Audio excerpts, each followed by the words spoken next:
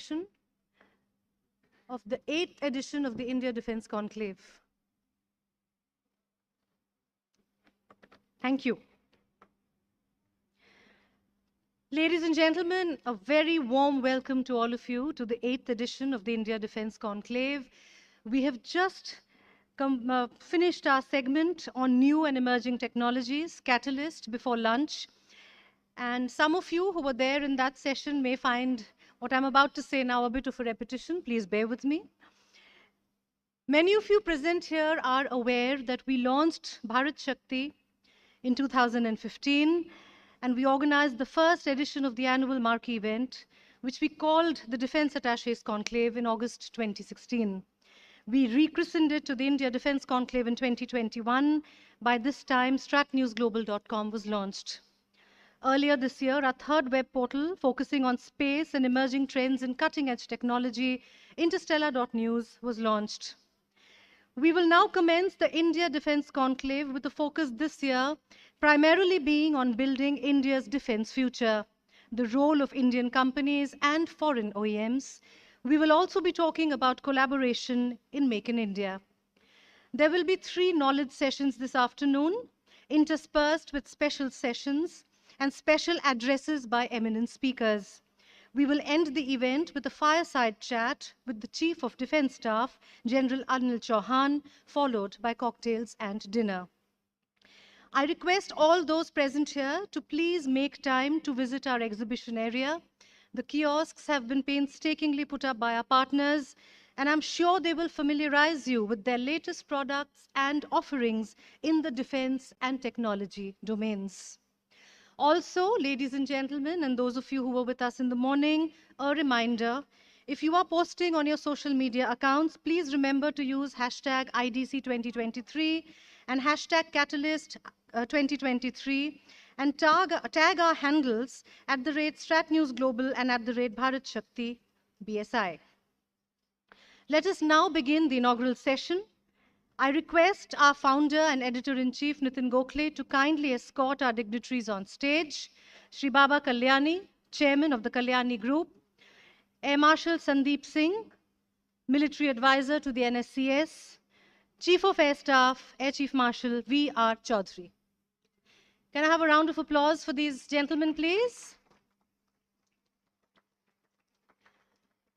Ladies and gentlemen, from this year, we are instituting a special award to honor stalwarts who have contributed immensely in furthering India's national security objectives.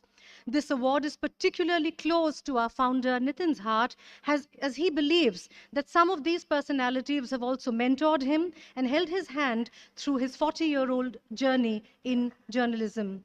This is his personal tribute to their support over the years.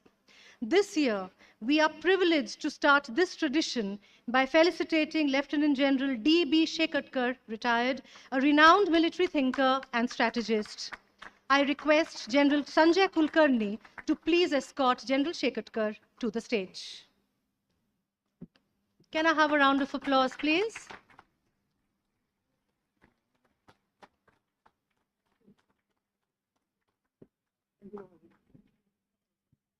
Let us now begin the inaugural session of the India Defence Conclave. I request Nitin Gokhale to welcome the gathering.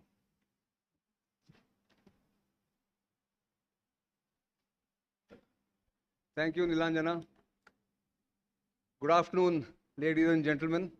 I know it's a bit of a stretch to have you sitting here immediately after lunch, which I hope all of you have had the sumptuous lunch that we had tried to cater to.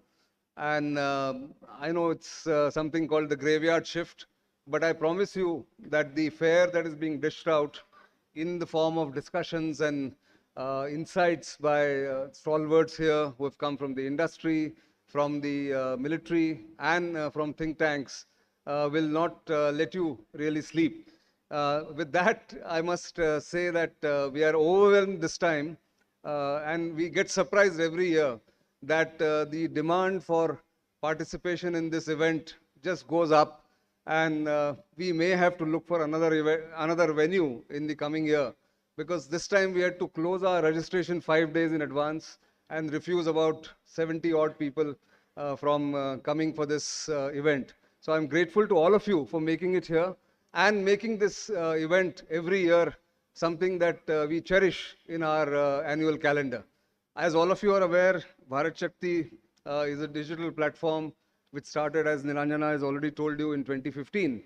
And since its inception, our focus has been on national defense, policy formulation, expansion of the military industrial base in India, essentially to support India's quest for self-reliance or Atmanirbharta in defense. Atmanirbharta came into the Indian lexicon maybe 3 years ago, and self-reliance also started gaining currency maybe in 2016-17. But we somehow felt that if India has to have the global heft for to be a major power in the world, it needs to be self-dependent and self-reliant in defense equipment and defense platforms. And we thought nobody can really call itself a major power if that ability is not there. Thanks to a friend who suggested that there should be a platform to support Indian industry, even if it's a fledgling industry. And one of the former DAs, defense attaches, foreign defense attaches posted in India, that two suggestions came together. And we started off our journey in August 2016, as Nilanjana has pointed out.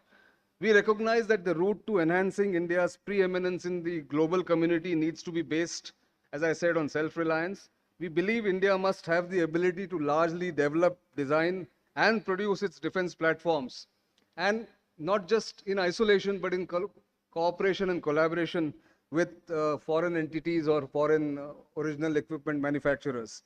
Finally, let me say this, that we strongly feel that the Indian defense ecosystem must be based on a strong, competent, and adequately capitalized MSME sector.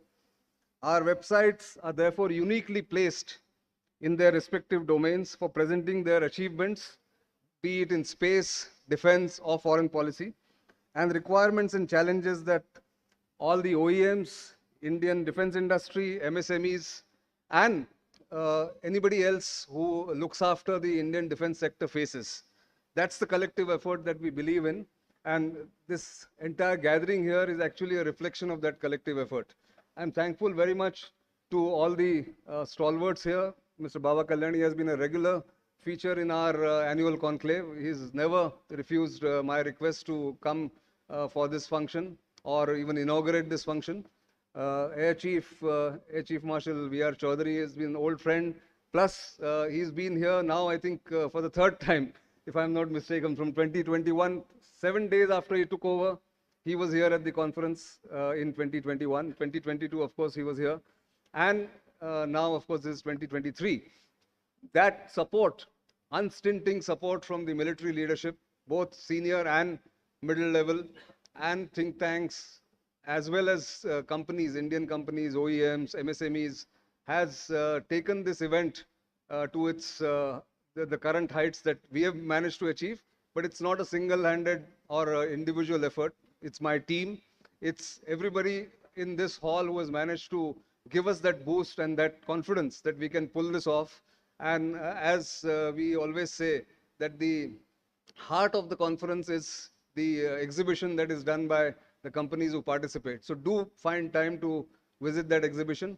And with that, as Nilanjana has mentioned, I had thought of actually giving back to some of the stalwarts, their contribution to my growth, my journey in the last 40 years, who have helped me, who have held my hand all along, and honor them with just a small token of gratitude and love. And this year, therefore, we are starting with someone who I regard as my earliest gurus when I was in Assam, not in Delhi. And that's where we first met, but I'll discuss that a little later. Let's start off with the actual official inauguration of this inaugural function of this conference. I thank you very much, and I welcome you again for being here in such large numbers. We are always grateful for your support. Thank you very much, and please enjoy the discussions. Thank you.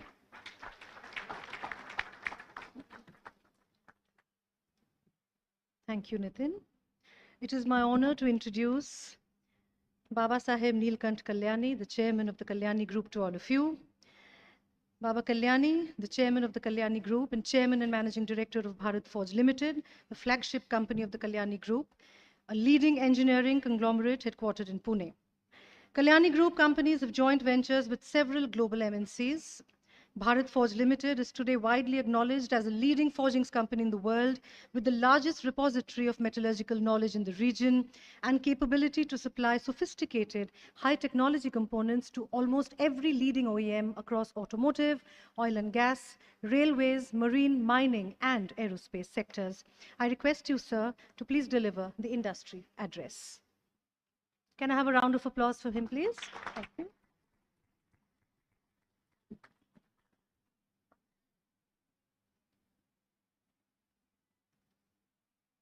Thank you, Nilanjana, for that introduction. Ladies and gentlemen, honored guests at the podium, it's always been a pleasure to attend the annual mainstay event of Bharat Shakti, the India Defence Conclave in New Delhi. Yet in over the years, you have consistently raised the bar, and I particularly take this opportunity to compliment you and your team at Bharat Shakti and Strategic News International for your stellar work in coverage and reportage of international affairs with great analysis and insight. I'm also told that the Catalyst 2023 event, which was held at the pre-lunch session earlier today, was a very unique, one-of-its-kind session with focused discussions on critical and emerging technologies. I fortunately had the opportunity to see it on YouTube on my way from the airport to here while I was just coming.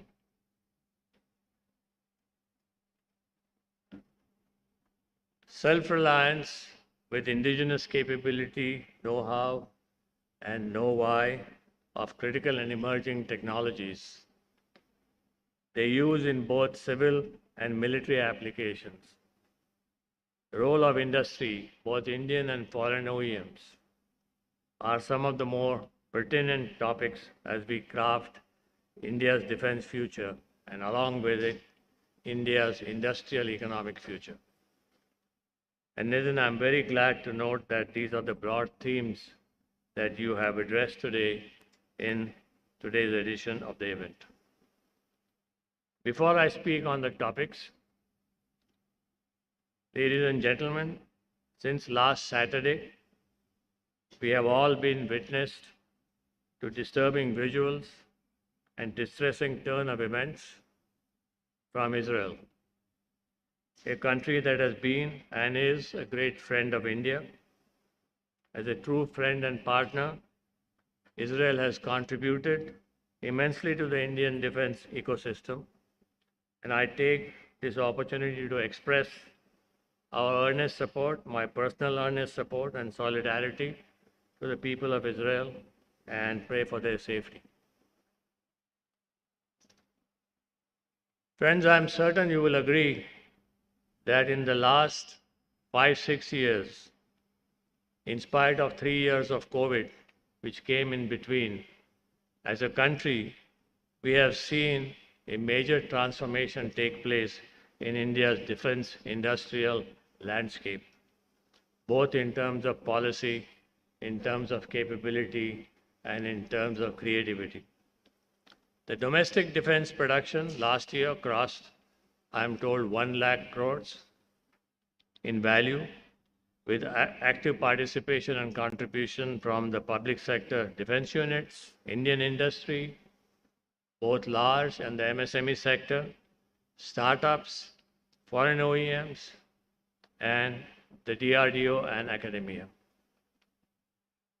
The services, Army, Navy, Air Force, are invested with the Indian industry in development and induction of several made-in-India defense equipments and platforms. The MAKE projects, the positive indigenization list, the IDEX challenges, the sprint challenges by Indian Navy demonstrate this growing collaboration between industry and the three services. This makes the year 23-24 an inflection point when Indian companies, including from the private sector, have commenced to export fully indigenous advanced weapon platforms to foreign countries, as per the policy that has been put out by the Ministry of Defense and as directed or supported and mentored by our Honorable Prime Minister and supported by all the three services for making this happen. India is taking rapid strides to transform from being a net importer of defense equipment to being a net exporter of defense equipment.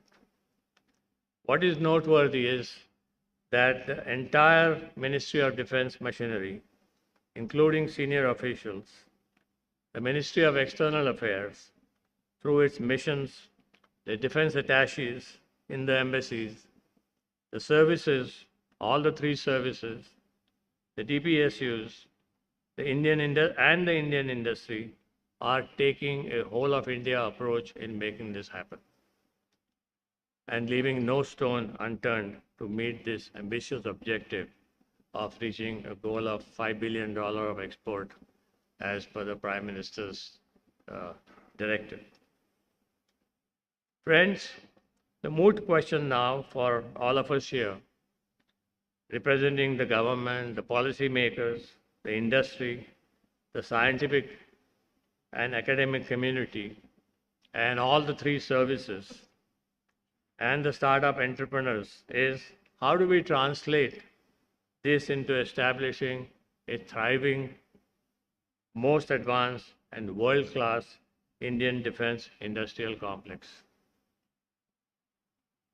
How do we stay ahead of the technology curve and not remain followers as India generally has been in the defense space for the last 75 years? What should Indian companies or Indian industry do? Let me start by citing an example of our own company. What we are doing within land systems, especially artillery systems domain, which is our key offering from our company. 3 years ago, we did not believe that the entire electronics, the embedded system software, the AI systems that we use in our artillery gun could be designed and manufactured indigenously. But today, we have a 100% made in India electronic suite, including a gun control system that is integrated in our ATACMS gun. It gives us full control on technology, no dependence on external players on any critical technology, demonstrates our ability to develop high-end critical subsystems, make us extremely competitive with enhanced speed in go-to-market and at a competitive price point.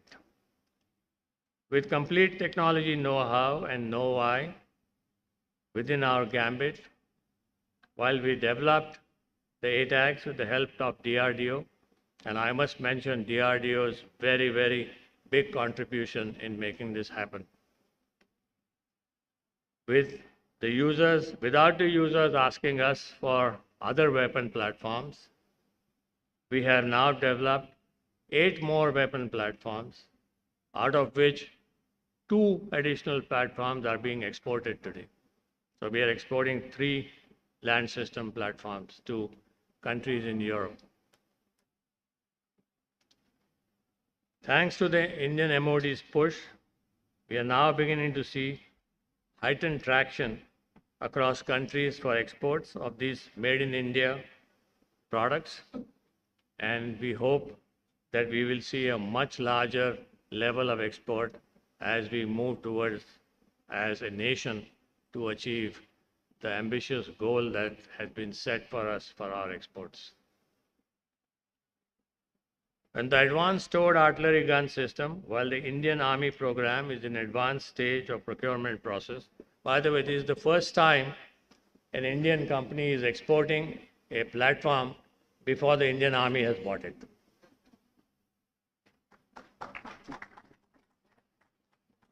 But the reason why we are exporting it is because our customers know that the Indian Army has tested the platform. And they believe that if something goes through the testing procedures of our services, it has to be good. Since we have developed this platform on our own, we are now looking at this land system platform fires a range of about 45 kilometers. Actually, we have done 47 kilometers. The trend that has now emerged, especially out of the learnings of the Ukraine-Russia conflict, and the previous Army Chief, General Naravne, mentioned about this in his paper that he had, which I saw just last week, which he had written,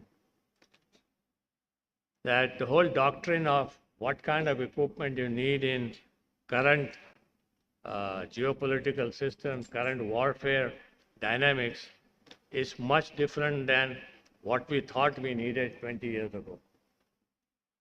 And we are still following the doctrine that was written down 20 years ago. And I think this is the first thing that we need to change. And let me give you one example of this. If you've designed and manufactured your own platform, like ATAX, like what we have done, we are now confident that with what we see happening with technology, and that was this morning's subject of advanced technologies, we are quite confident that in another 2 to 3 years, we will have the same gun with a different ordnance being able to cross the 100-kilometer limit in terms of range by designing our own ammunition, not rocket assist, not ramjet, but something which is very basic with laws of physics. And we are working on it. And this is what allows you to do things if you are able to design your own product.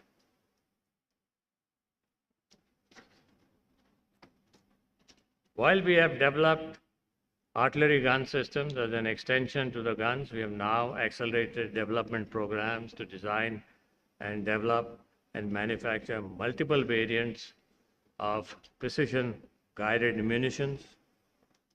I personally believe that it is critical to envision the future and use the applications, future use and applications by the users, and thus proactively invest in design and development of futuristic products and platforms. As Dr. Kamath mentioned this morning in his talk, the whole DRDO ecosystem has now been expanded to bring in industry and academia into that ecosystem. And that is extremely useful for industries like us who want to take multiple steps ahead in the game that they are in.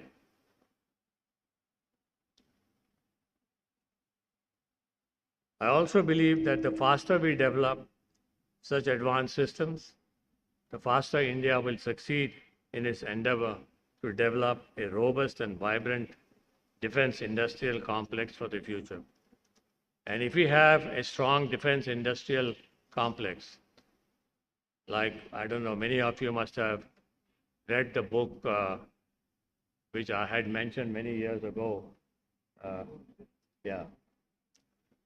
written by a professor, historian in the US, as to how the United States developed its whole industrial complex using the base first, converting the civilian base for military hardware during World War II, and creating a tremendously large industrial manufacturing base.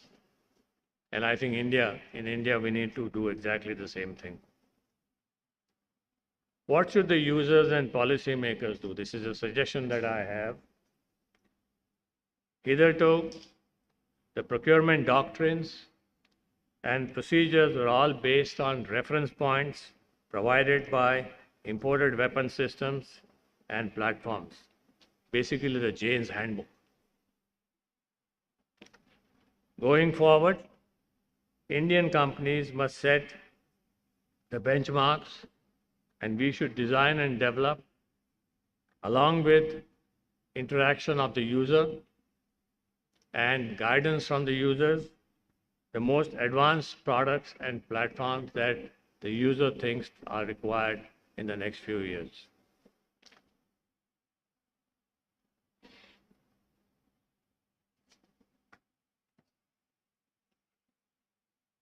When we look at the rapidly evolving dynamic geopolitical landscape, ladies and gentlemen, the ongoing crisis in Europe is demonstrating that an industrial era land-based combat is riding on the backbone of the next generation technologies. And the world is about to experience a massive techno-industrial military revolution. Some of the new technologies that are finding aggressive use are drone swarms, combat drone systems, autonomous systems, aerial and unmanned, underwater and surface, deployed for intelligence, surveillance, reconnaissance missions, precision ammunitions, use of data gathered from satellites, imagery and importance of artificial intelligence, AI, powered analytics, what the lady in the morning talked about, Nibruti, was exactly this. And the next generation sensing and imaging and communication systems. We are also seeing European and US defense establishments now undertaking expedited research and development of next generation weapons. Like electromagnetic railguns, Europe has just launched a very major program in this area. The US already has this technology. Long endurance and precision strike drones, stealth aircrafts. As a country, with the help of our thriving deep technology startup ecosystem, India must not only participate but emerge as a beneficiary of this techno-industrial military revolution, creating a full suite of high technology products. As a country, India cannot afford to be followers. We should not only participate, but also position ourselves, at least in some areas, at the forefront of this revolution. Indian companies shall offer most advanced products using state-of-the-art technology, pioneering innovations with full ownership of intellectual property, and assume leadership role in several future domains. I would urge the representatives from our partner countries and the foreign OEMs here to join hands with Indian companies to co-develop and co-produce for the future. This is the only road to success in establishing a new era for Indian defense, an Atmanirbhar Bharat and a Shashakt Bharat. Jai Hind.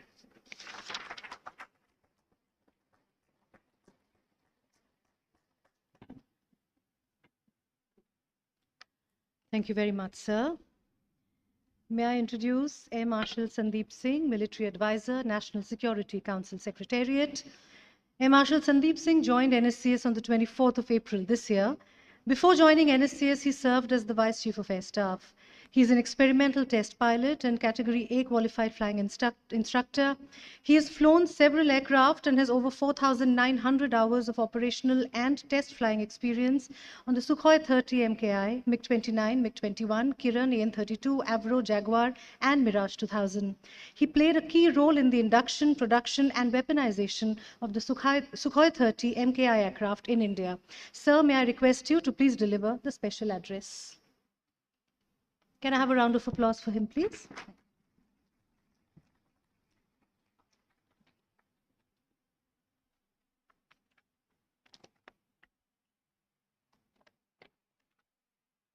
Good afternoon, ladies and gentlemen. It's great to be part of this widely awaited annual Defence Conclave organized by Bharat Shakti, as has been brought out earlier itself, that I must compliment the organizers for nurturing this event. I have seen it also nearly for all the years, actually, that how it has grown. I'm honored to be here with this esteemed panel and the distinguished audiences. Actually, Nitin had earlier asked me to talk about emerging and critical technologies as part of the catalyst session, but as part of this inaugural sessions of the Defence Conclave, I think I'll talk about, from my position presently, certain national security perspectives briefly, but certainly with a flavor of technology. Okay. I certainly do not have to highlight the fact that the global security environment in the recent few years has become alarmingly volatile and complex. I think going chronologically in a reverse order, I think last weekend's horrific incident in Israel, the resurgence of military action back in Nagorno-Karabakh 3 weeks back, the ongoing Ukraine-Russia conflict, I think the economic and social impact of the COVID pandemic, and not to say the least, the growing intensity, frequency, and severity of the environmental effect. I think the hands and minds of all policymakers, strategic security policymakers are all full all across the globe, I say. India itself faces military, terrorism, and environmental threats of varying degree. However, our growing resolve both at political and operational levels has helped us emerge as a crucial global player, be it our handling of the COVID situation, our proactive policy making, our achievements in the field of digital public infrastructure and general infrastructure in helping our economy grow despite global constraints, and our stress towards Atmanirbharta, which is aimed at making us self-reliant and more resilient in these complex and volatile world. I think all these are clear indications of our growing geostrategic salience. The defense forces are modernizing at a rapid pace, both at structural level. So I'm sure CDS might talk about structural level changes that are coming, and also operationally, from the equipment point of view, the modernization to bring in new technology for the emerging threats. It's heartening to note that both the public sector and private sector, even more so, are showing great excitement and have been rejuvenated over the last few years to help the defense forces in this endeavor of theirs. The importance of critical emerging technologies for India certainly lies in their ability to provide us strategic advantage, or I would say more strategic options, deterrence capabilities, operational effectiveness across multiple domains. We talk about MDO coming in, and multiple scenarios that as a country we face on the security front. While Make in India remains the guiding principle for nearly most of our defense needs, we welcome collaborations with foreign partners for joint design and development and production projects. Thanks to our government policies and outreach by everybody, including at all levels, and also awareness amongst our own industry and foreign industries through well-attended seminars like these and many others. Last few years, we have seen a general increase in the number of JVs, including the foreign OEMs setting up, many of them are here, their own facilities here, to start producing for India and for the world. And that's a great sign, and I'm sure this trajectory would continue. I shall not be listing out the emerging technologies that are important for the defense or comprehensive security of our nation. I think that would have been well covered during the catalyst and knowledge sessions in the morning. But still, I would like to talk about certain issues and technologies that need special attention. There is no doubt that in recent years, drones or unmanned systems, particularly UAVs, have emerged as a disruptive element uh, in the battlefield, be it ISR, information recce, or as lethal weapons. I think the use of drones in any future conflict is a given. But I would like to highlight certain challenges. The first challenge is well known, that integrating these unmanned systems with manned systems. A lot of work in this scheming concept, various words are being used, is happening across the globe, and so much in India also. The second challenge is is associated with increasing computational capabilities, which is giving autonomy to these systems as swarms are developing. The world over, the use of autonomous systems, especially lethal autonomous systems in war, which still remains a human endeavor, is becoming a cause of concern, both from ethical and legal point of view. Certain nations have started bringing this out in the UN, in the Conference of Disarmament. India is part of that dialogue. But I'm personally a little afraid that unlike nuclear or chemical and biological restraining regimes which have been accepted, in drones, this control on autonomy, especially for lethal weapons, would be a little harder to implement. And that would remain a thing where we all need to work upon. In the response of the growing drone threat, simultaneously, as it happened with ECM and other things, the counter-drone technology, counter-drone industry has come up. Again, heartening to see in last 2 to 3 years, especially our MSMEs and even startups have come up very well for the drone industry. Exports have started, and counter-drone industry as well. But with technology, as drones and especially drone swarms become more intelligent, they will become jam resistant. Present systems particularly rely on jamming either the satellite navigation or the data links.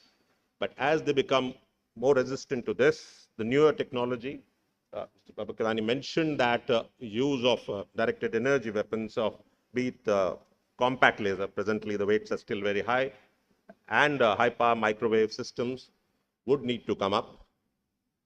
Collaboration of our country with other countries is being sought, and we are working towards that. Another challenge, I think, is being faced world over, and the way it's mushrooming in India is it's even more critical, is how to regulate the exponential growth in both civilian and military drones. Certain policies have been put in place.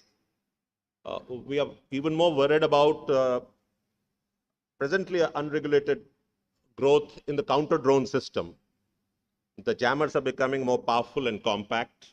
Its use, not just by military, by other paramilitaries and other forces, is required because the requirement to protect against drone is so much. And they can jam military systems, they can jam aircraft. And this is another area we at NSCS are particularly working out how to regulate both the drones and the counter-drone system so that we have a more efficient and a safer operations. Moving over to space, it would have been covered in the previous sessions. It certainly is the great enabler for modern military capabilities. However, our actually such a growing dependence on space systems for communication, ISR, PNT services has also enhanced our vulnerabilities. So standby arrangements would need to be made. I think all the services are looking at it within the space segment and on the ground segment itself. That over-reliance on space, if it becomes, how do you get out of it? The adage is there of safety in numbers. I think globally, larger number of constellations with larger number of satellites are being put in place.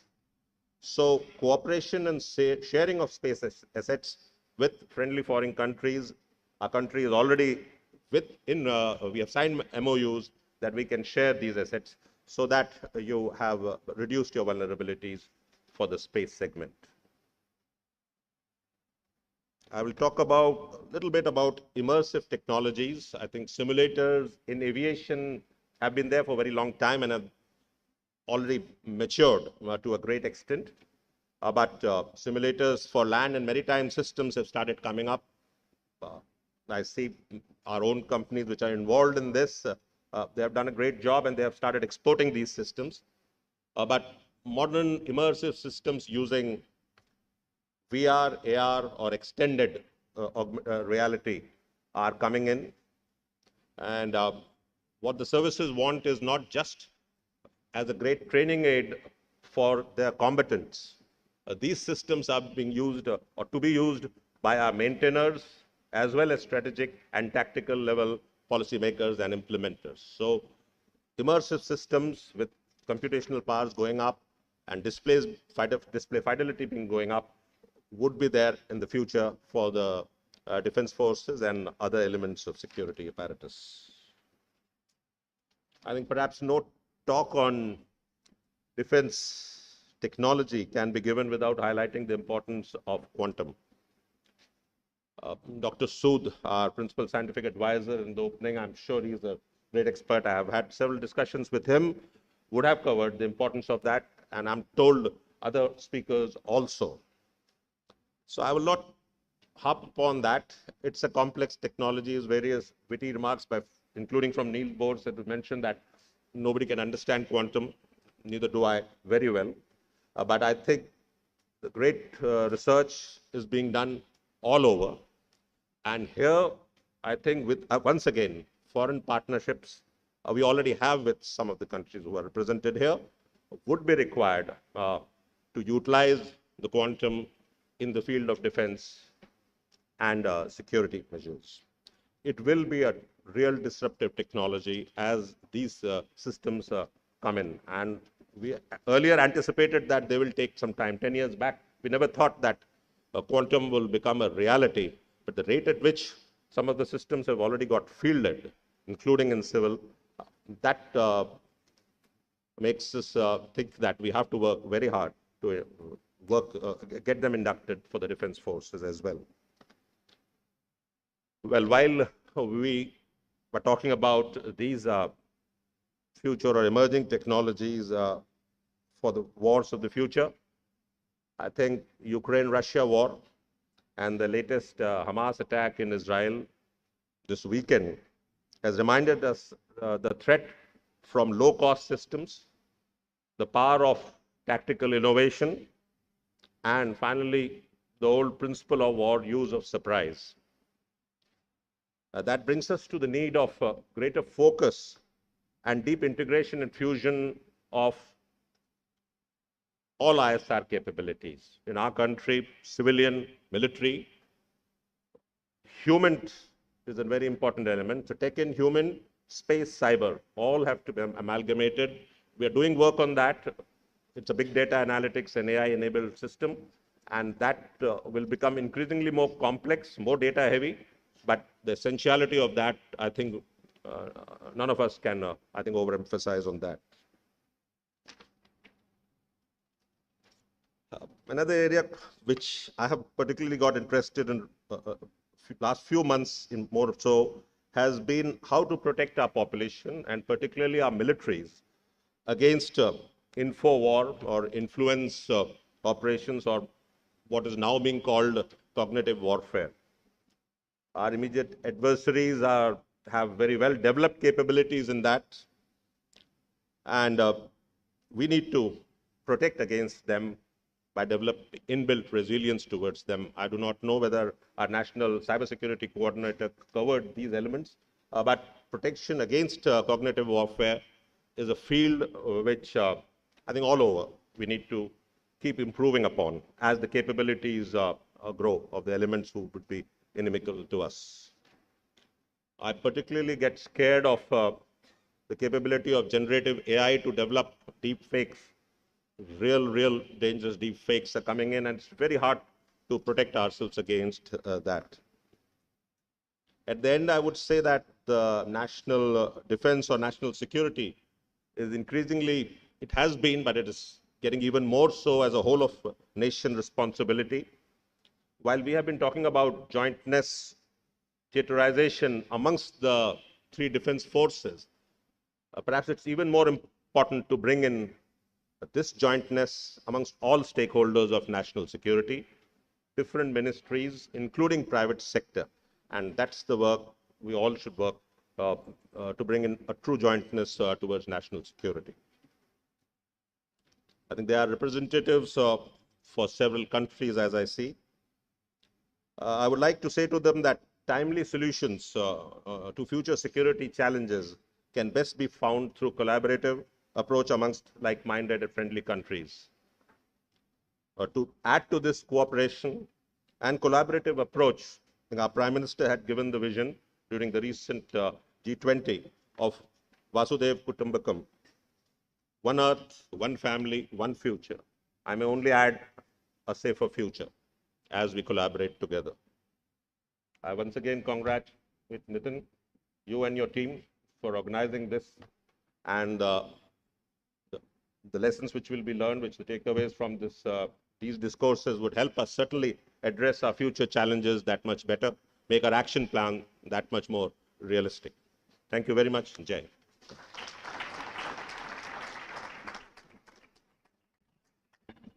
Thank you so much, Air Marshal Sandeep Singh. And now for the inaugural address, Air Chief Marshal V.R. Chaudhary, the Chief of Air Staff. He took office on the 30th of September 2021. The air officer has flown various aircraft over 3,800 hours. He was a member of the first aerobatic team on Kirans. He has been instrumental in enhancing operational capability in all his appointments and roles in the Indian Air Force. I request you, sir, to please deliver the inaugural address. Can I have a round of applause, please? Thank you.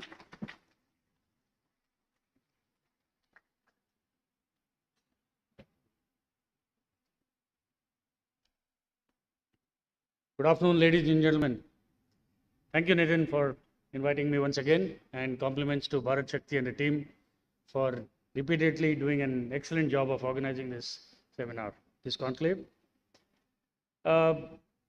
Ladies and gentlemen, just 2 days ago, the Indian Air Force celebrated its 91st birthday. As we march into our centenary decade, I think it's very apt for me to put forth what is the vision for the Indian Air Force in the next 10 years or so. Very clearly, our new doctrine has articulated the vision of the Air Force to be an agile and adaptable Air Force that provides decisive aerospace power in furtherance of our national interests. Now, I am taking recourse to using the PowerPoint because, like Nitin said, this is the graveyard shift. After lunch, I've been invited to speak. So I hope I can have your attention for a few minutes on this. The vision of the Air Force is hinged on 4 pillars. Firstly is capability development, technology assimilation, HR management and training, and of course, jointness and integration. For today, I shall focus on these first 2 pillars, that is capability development and technology assimilation, and what we see that how we should chart the way for ourselves in the next 1 decade or so.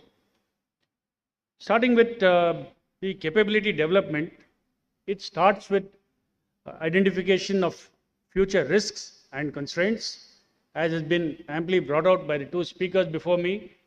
The ever-changing geopolitical situation, the global situation, the kind of upheavals that we are seeing across the globe has given rise to continuously reassess our capabilities, whether we need to equip and train for a short and swift war, or do we need to equip and train for a protracted conflict.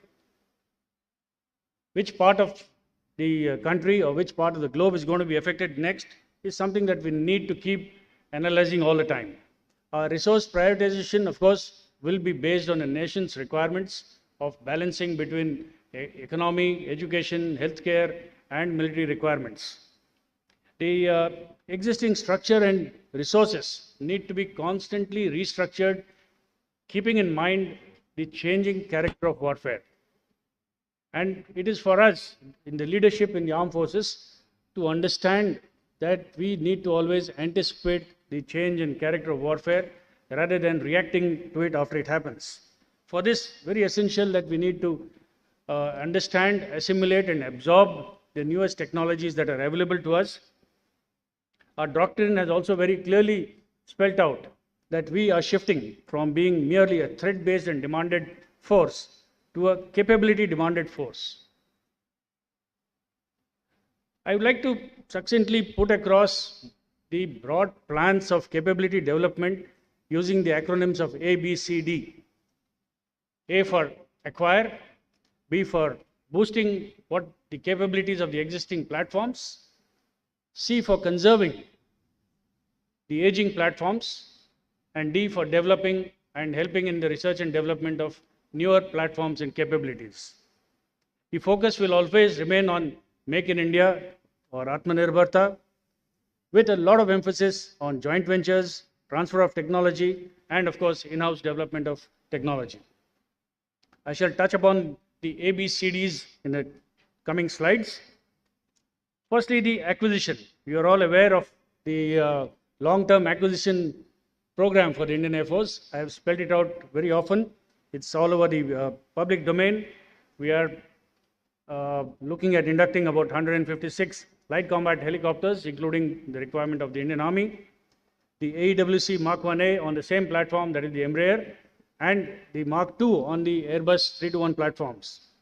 The C295, we received the first aircraft less than a fortnight ago, and we have signed a contract for 70 HCT-40 basic trainers.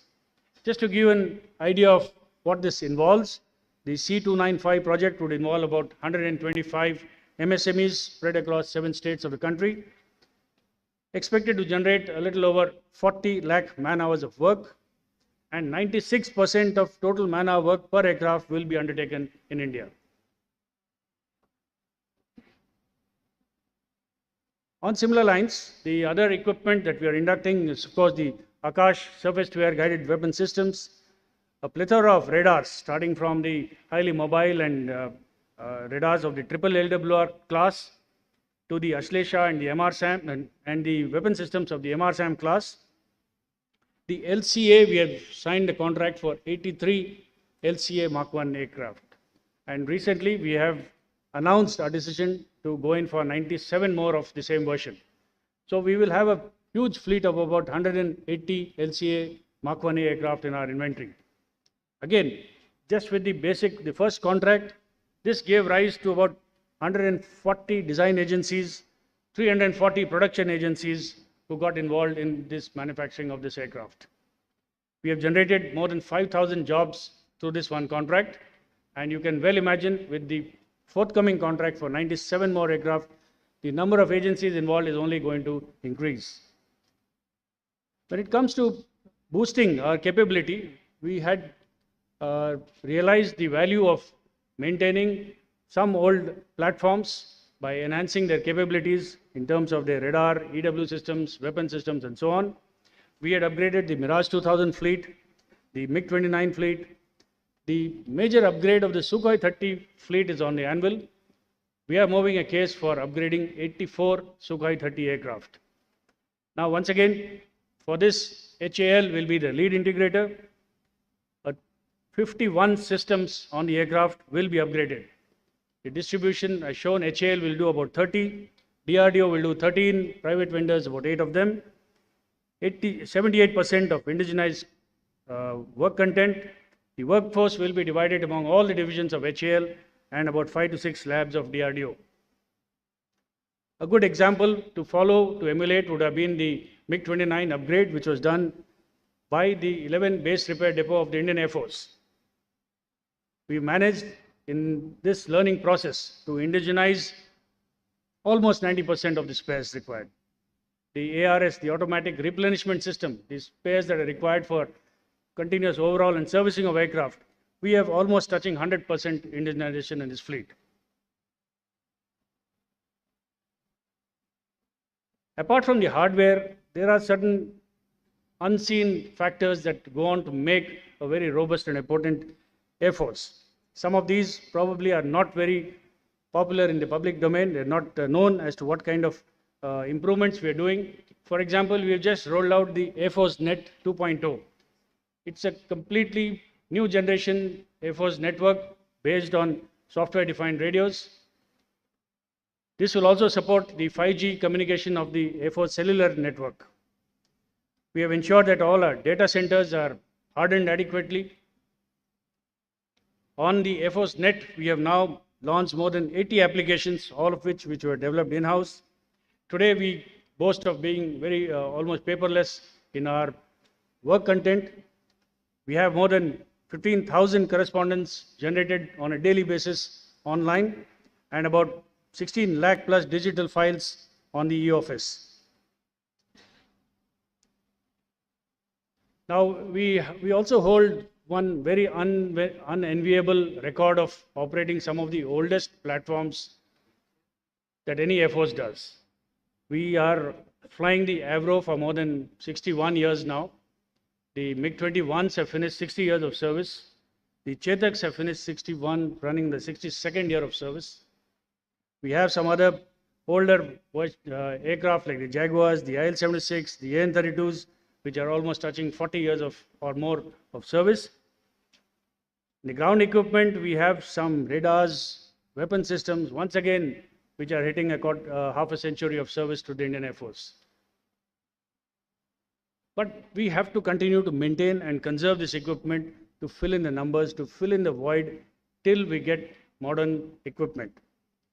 Just as an example, the OSA AK weapon system. When we realized that we have to keep the system going for another 10 years, then we went on wholeheartedly towards indigenizing the parts of this system. And so far, we've got about 180 lines indigenized, and more of them are in progress. When it comes to developing, the Indian Air Force has been an active partner with the Defense R&D labs, with HAL, and with the other academia and MSMEs to help develop the new technologies that will go into these acquisitions that are shown here, the I2 Star, the AWC Mark II, the LCA Mark II, and the IMRH. A very critical component of our race towards Atmanirbharta in the aeronautical sector is the ability to develop our own aero engines. I think the recently signed deal with GE Aerospace for the F414 engines will entail a very large technology transfer to India. It will not only enhance the capability of our LCA Mark II, but it will be a huge boost to the Indian aerospace industry. Okay, through innovation and research and development, some of you would have heard of this competition that we had christened as Meher Baba competition, launched in 2018. And just this morning, I saw a post on the social media. I do not know really whom to attribute it to, but a very apt one. This says it was the Indian Air Force's Shark Tank event. We had invested 16 crore rupees into this project in 2018.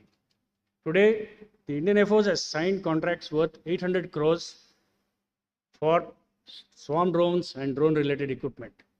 The ecosystem has grown to over 2,000 crore rupees in the last 3 years alone. So a small event, a competition like the Meher Baba, and now we are running the second version of it. The Meher Baba 2 has been launched, and hopefully next year we'll launch the third version also. It has been the catalyst for the defense aerospace industry in particular. And I think this is an example to emulate. We are taking part in a huge number of projects under Make 1, 2, 3. I shall show it in the next slide.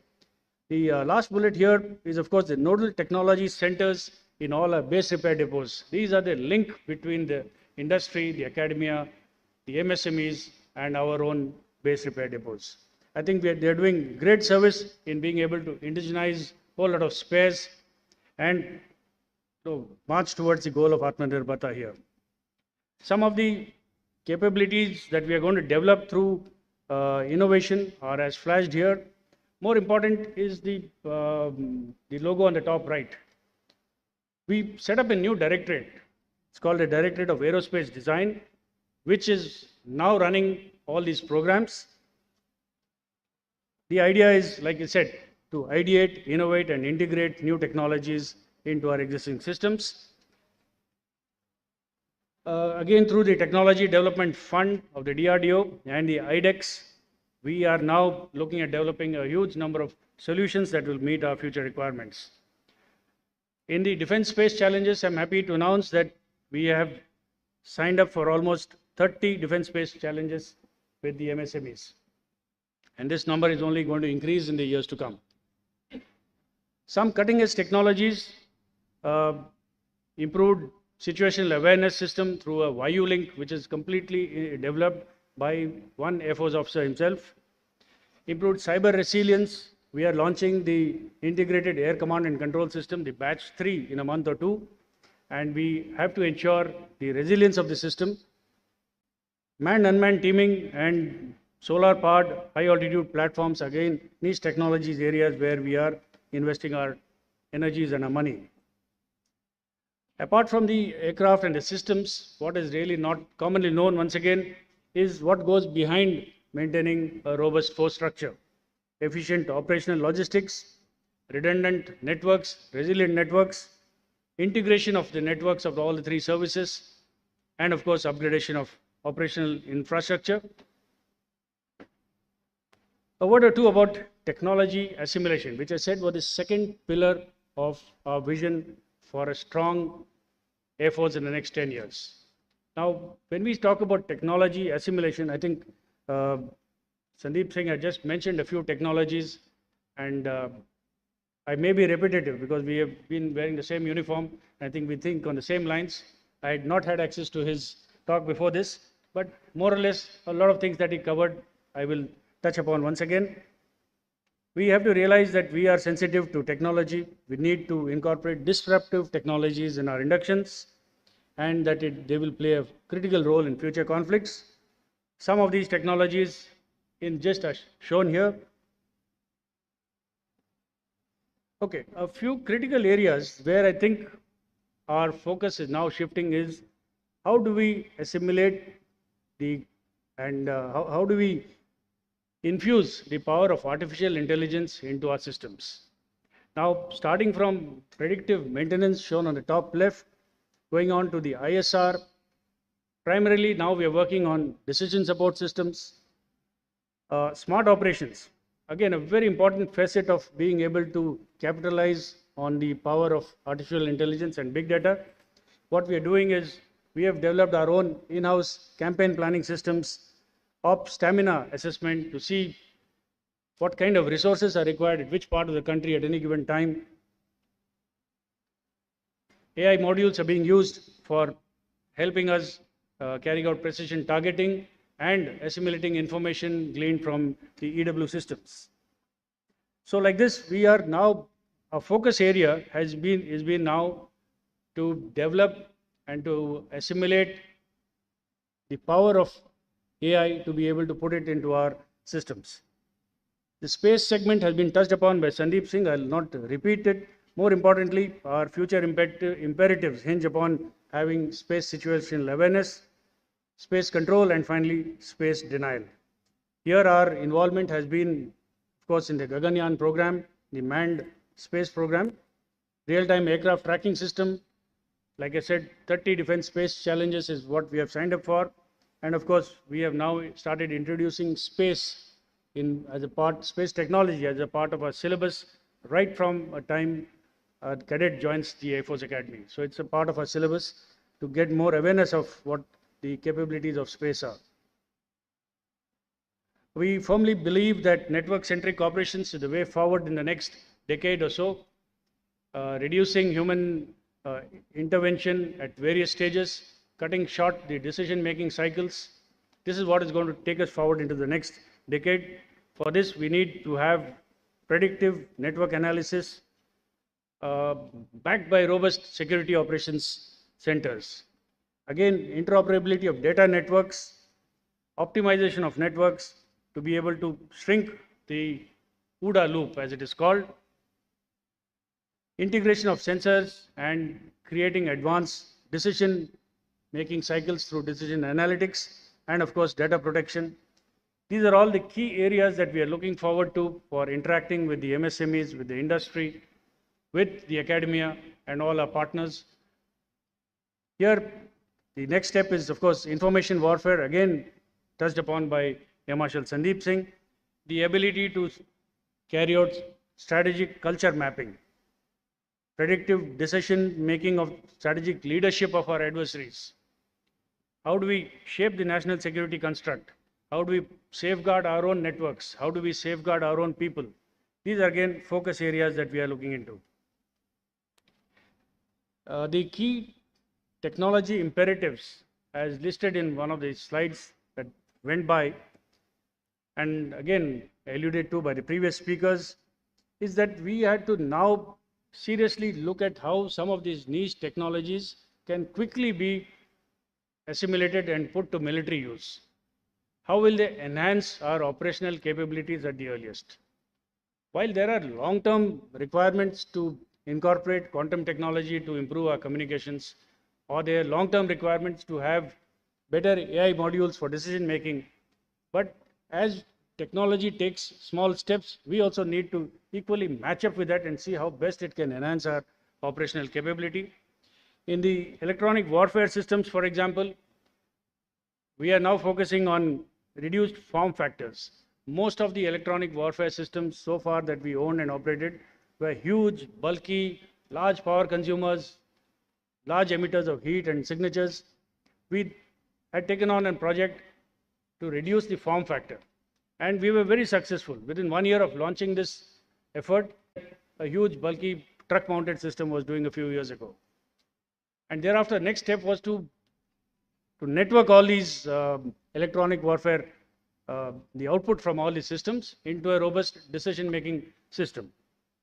So our requirement now is to have more plug-and-play systems that can plug into our networks, that can enhance our operational capabilities in any way that it can.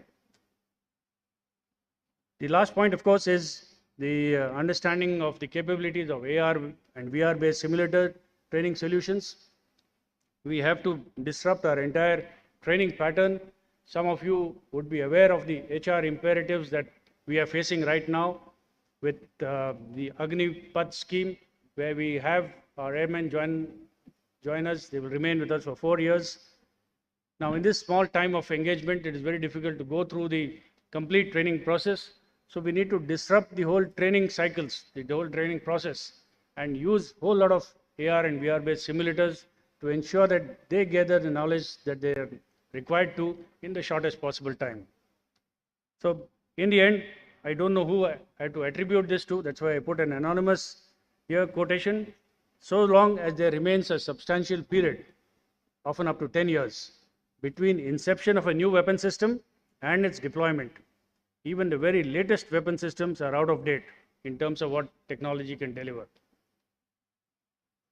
So in conclusion, just to say that the vision of the Air Force in the next 10 odd years or even beyond that will be to keep pace with the technological developments, to understand and educate ourselves as to how best this technology can be incorporated to increase our operational efficiencies and efficiency in the way we work on a day-to-day basis within the Air Force. That's all I have to say. Thank you very much for your attention.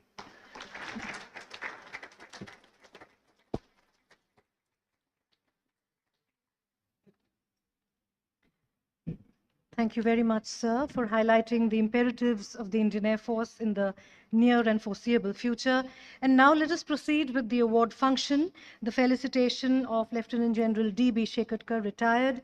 And for the formalities, at first, at the beginning, I request Nitin Gokhale to please give us a small peek into his illustrious career.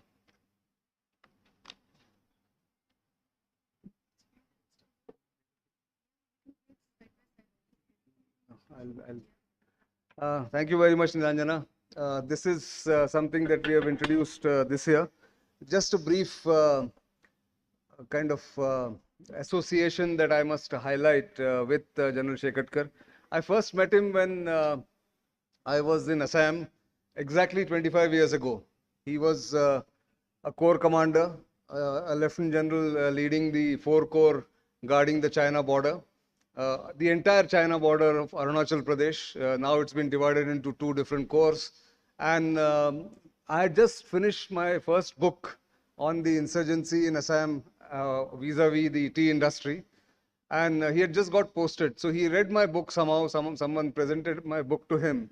And then he gave me a cold call and said, I'm so-and-so.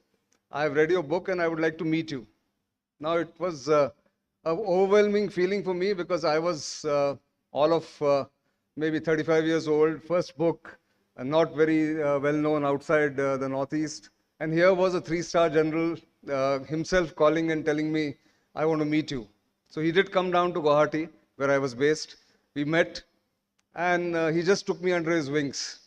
In fact, if you look at the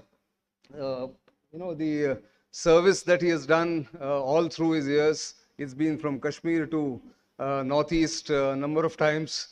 He doesn't speak much about it, but he was taken prisoner by the Myanmarese army way back in the late 60s when he was chasing the Naga militants across the border from Nagaland into Myanmar. And but more than anything else, what struck me was that this man's helpful nature, the way he changed the relationship between the media and the army in Assam, which was at its lowest point when he took over as Corps Commander in 1998.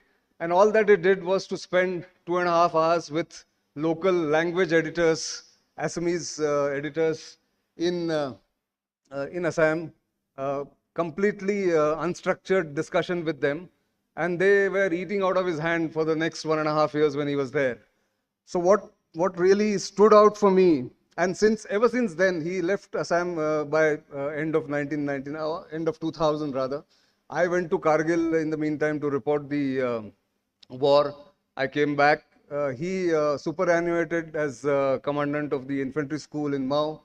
But ever since then, he's only propelled me forward and every time encouraged me to take decisions which otherwise would have been difficult for me to take. He's been a great friend of the family.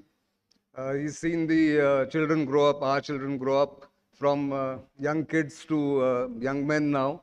And he's really been a benefactor to me and to Bharat Shakti ever since we started this. He started a forum called Forum for Integrated National Security way back in 2004, immediately after his retirement. And that's where I met him. So only concluding remark, I would say what stood out for me was 3 qualities that he has and which he continues to inspire me, if not other people, is his humility, utter humility, despite being a great achiever. He's got 2 PhDs after retirement, by the way, which is a rare occurrence, and which normally people don't do. So humility, focused problem-solving approach, and firmness. Once he decided what he wanted to do, he would just carry it through. And I know from many of his juniors who went on to become 3-star officers and chiefs of the Indian Army, how in the difficult days of the Kashmir insurgency in the early 90s, he actually was a terror as well as a very popular general amongst the population because he had empathy for the population and firmness and complete terror for the terrorists who were operating at that point in time. A great mixture, great role model for people like me, and therefore I thought I must honor him with a token of our appreciation and constitute this award called Bharat Shakti Eminent Persons Award 2023, which is the beginning of a series of awards we hope to give to many of my mentors and many of my benefactors in this long journey of 40 years in journalism. So there you are. That's General Shekhar for you. A round of applause for him. He is an inspiration. Yes. And before I ask General Shekhar to come and speak here, I want to ask another friend of mine, Lieutenant General Sanjay Kulkarni, another legend, a mountain man I call him, served all along in the mountains throughout his service, mostly in the mountains of Siachen and Arunachal Pradesh and Jammu and Kashmir and again Ladakh, to say a few words about General Shekhar. General Kulkarni, over to you.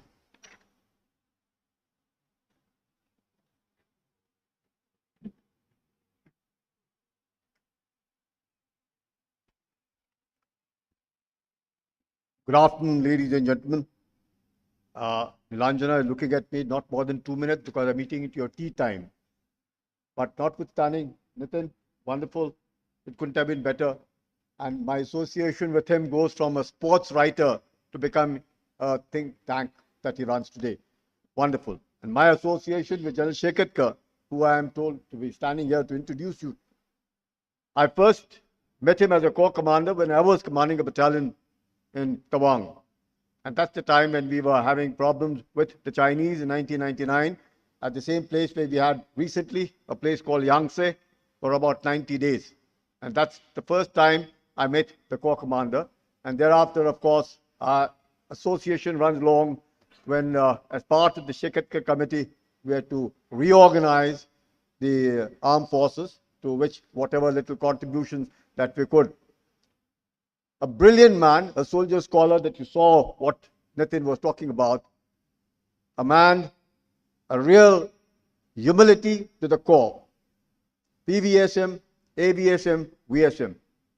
A man fantastic as a corps commander, and I was only a colonel then. And then subsequently my association went as a part of the Shekhet committee, as I told you. And that's where I met Mr. Parikar. And when with Mr. Parikar, when I saw, and again, a fantastic, outstanding man. And when I met him for a meal at Nitin's place, I never expected he would just walk in, going to the airport to have dinner with us. And why I'm telling you all this? Because we've been fed with so much of high technology by the air chief. You had so much of technology being told to you by Baba Kalyani. So I thought of making the mood a little lighter. These kind of people, when you meet en route in your journey, it's something marvelous. And then later, Nitin came, of course, writing the book, Beyond India 9842. We wrote all about Siachen. Jal Shekatkar then again further took us all up. A man, if I am standing here today, he needs no introduction, I need an introduction. And that's the difference between him and I. I would again, to conclude, I would tell you, I was the Chief of Staff, Eastern Command, and General Dalbir was the Chief of the Army Staff. And I was told that I should be standing in a line to welcome then Raksha Mantri, Mr. Arun Jaitley. Now, Arun was a senior to me in college, and since he was senior, we knew each other well, but this aspect obviously hadn't been known to General Dalbir, who was the chief. And we also have obviously gone the political way, rose so high, became the defense minister. I was in the way from second lieutenant becoming lieutenant general and become the chief of the staff of Eastern Command. And I told him one thing. I said, sir, if you don't mind, it would be good if I don't stand in line over there. It might just be embarrassing. So he said he didn't know. I didn't want to tell him also because I wasn't very sure whether Mr. Jaitley would, acknowledge, recognize, because he'd gone as a defense minister. So in a line that we were, Arun Jaitley just walked in. He said, "Hey, Sanjay, tu kya kar raha hai idhar?" I told him, sir, I'm the Chief of Staff, Eastern Command. He looked at Dalbir. Oh, my God, yeah. And things ended. After that, General Dalbir, when he walked up, he said, why didn't you tell me you knew him so well? I said, I didn't know that I knew him so well either. So that's why these are those kind of people that you meet en route in your journey of life.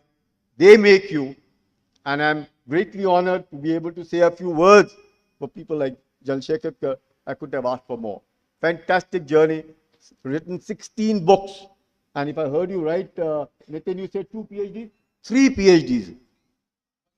Yeah, 3 PhDs, not just 2. That's the soldier scholar for you. Thank you very much. Grateful. Thank you, sir. You made me what I am today. Thank you.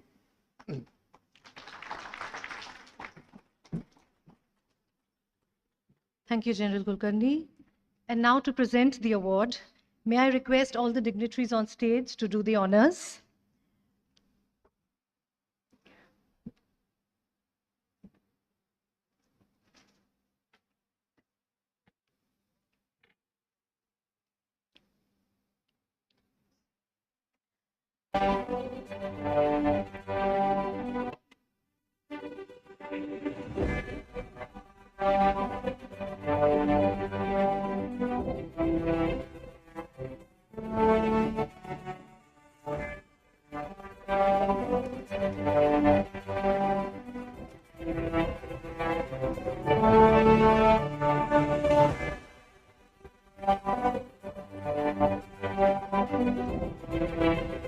Bharat Shakti Eminent Persons Award 2023, the first in a series of awards being presented to General D.B. Shekatkar.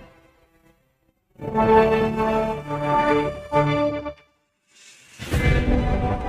the Chief of Air Staff.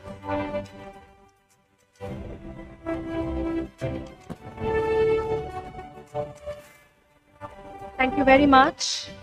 May I request General Shekatkar to say a few words.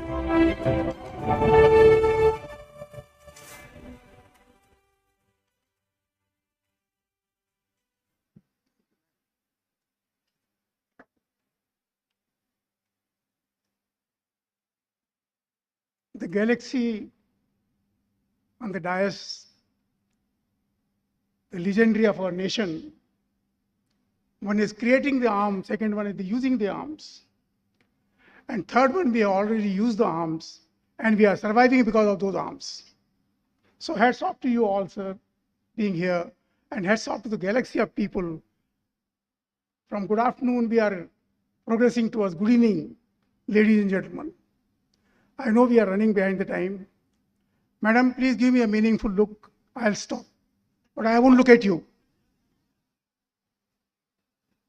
Very kind of Mr. Gokhale to have so many good words about me. I don't know whether I did it by desire or by mistake. But I would like to say and speak in Hindi with the permission of a foreign guest. I'll explain to you. तुमने मेरी तस्वीर में इतने रंग भर दिए, तुमने मेरी तस्वीर में इतने रंग भर दिए, अब उसी तस्वीर में खुद को ढूंढता हूं मैं. Where am I?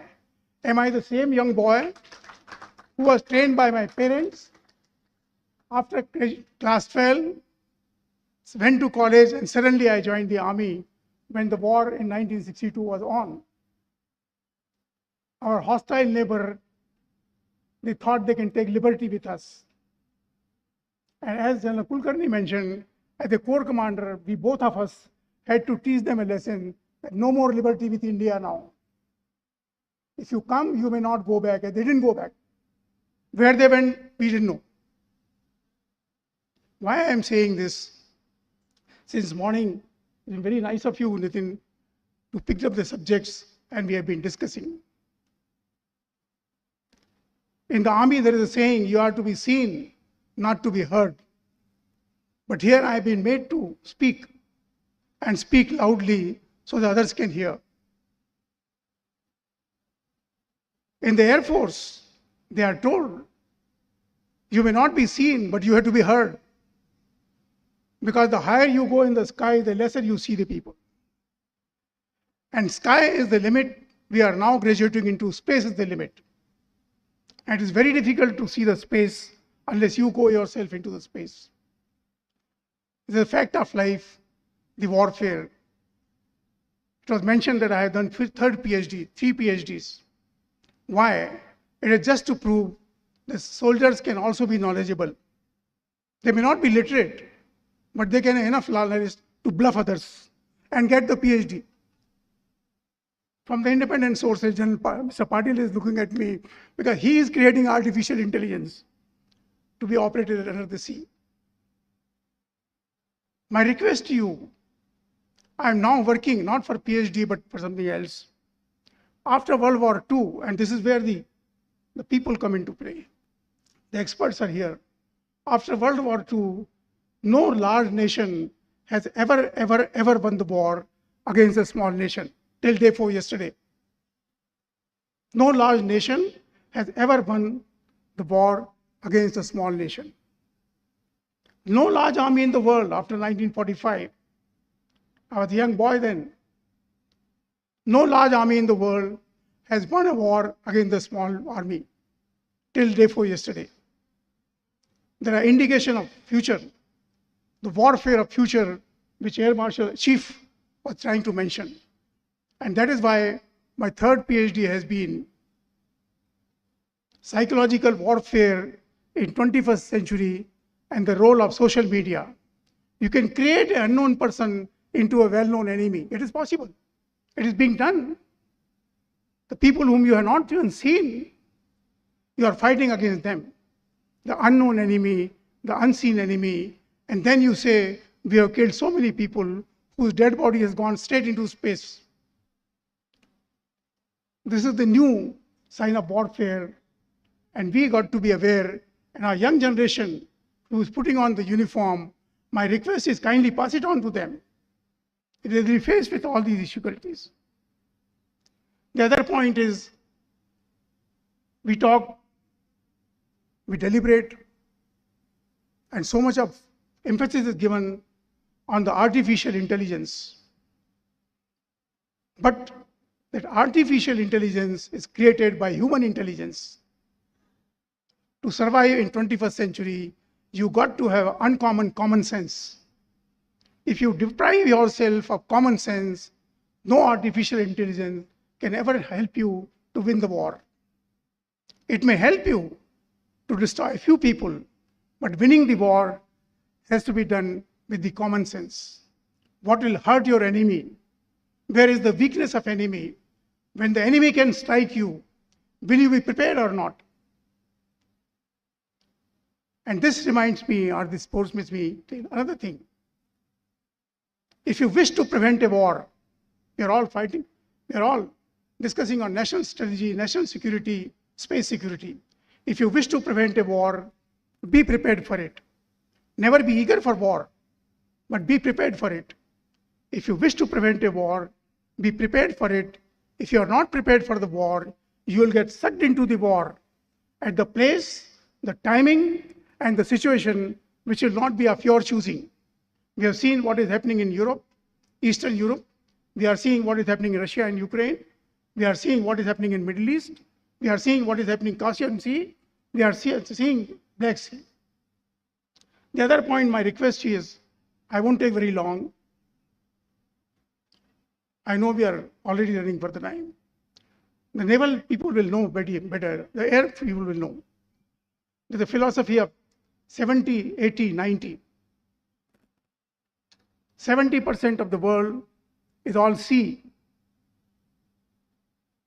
All sea, only 30% of the land. And the wars are all fought on the land for that, to control the sea. This is going to be a futuristic war. My study is on this issue. What will cause the war in next 6 months, 1 year, 2 years, 20 years? The causes of war. And that's why I say, if you wish to prevent a war, be prepared for it. If you're not prepared for a war, you will get sucked into the place, timing, circumstances of not your choosing. So 70% is the sea. 80% of the world population is staying within 230 nautical miles from the sea coast. It's a fact of life. And that's why all the wars are being fought are along the sea coast. Control of sea coast, control of sea lanes. And 90% of world trade is passing through the sea. Only 10% is going through the land route or the air routes. Now, these are the facts of life. So my request for your consideration is, please tell your young officers, wherever you are, look ahead for the futuristic concept of war. He was kind enough to give me a bust of Chhatrapati Shivaji Maharaj. He's our godfather. We learned the art of warfare from Shivaji. I belong to Maharashtra, and our godfather is Shivaji Maharaj. A small army could defeat the largest army in this part of the world. And that's why when the president of Vietnam came to this very place in Delhi, he was asked, how did you win the war against Americans? He said, you are asking us? We learned the art of warfare from your guru, Chhatrapati Shivaji Maharaj. What is there? The smaller the force, faster is the rate of strike, and earlier you get away. That is what is happening all over the world. So my request is, kindly, my request to you, Nitin, will be, maybe in due course of time, we can take on these aspects, maybe for young generation to come and study, because they will be fighting the war. We'll be watching on TV, hopefully, as we are doing now, what is happening in Israel, what is happening by Hamas, what is happening in Ukraine, Russia, and I don't want to name the people. And we taught the lesson. General Kulkarni will vouch for me.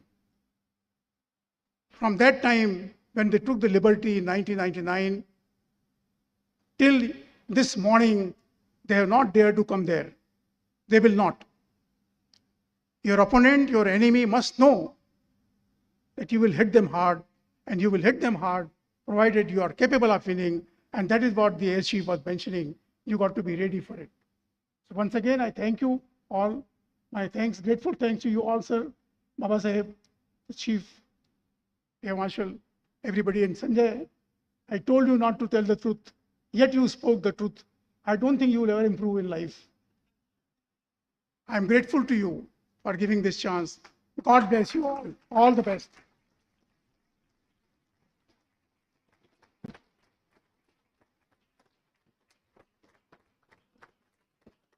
Thank you so much.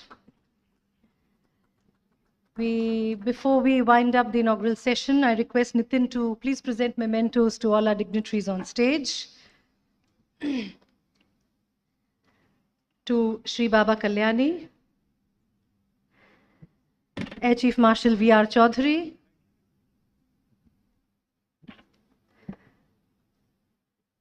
General Shekatkar, Air Marshal Sandeep Singh, and General Sanjay Kulkarni. I would like to quickly propose a vote of thanks for the inaugural session of the India Defence Conclave, all our speakers on the stage whose names I just took, our esteemed guests, the foreign defence attaches, India's military officers, industry doyens, both from foreign as well as Indian defence companies, members from the MSME universe who form the backbone of the ecosystem, policymakers, thinkers, all those of you present in the audience, industry delegates, thank you for taking out the time to be here in such unprecedented numbers and supporting us.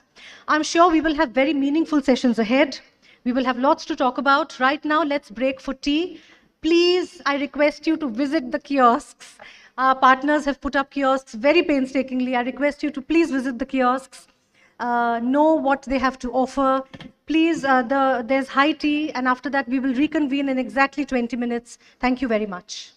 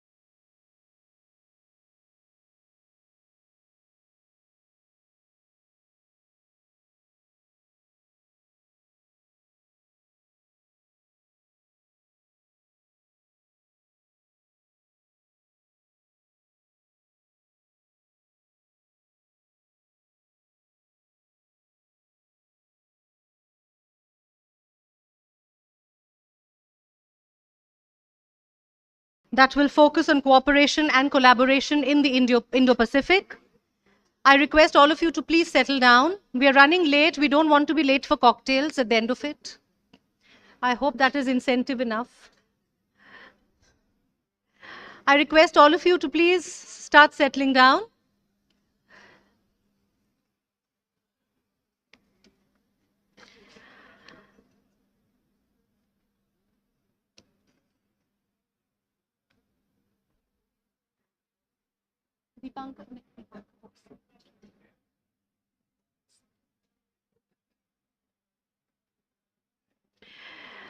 I welcome all of you back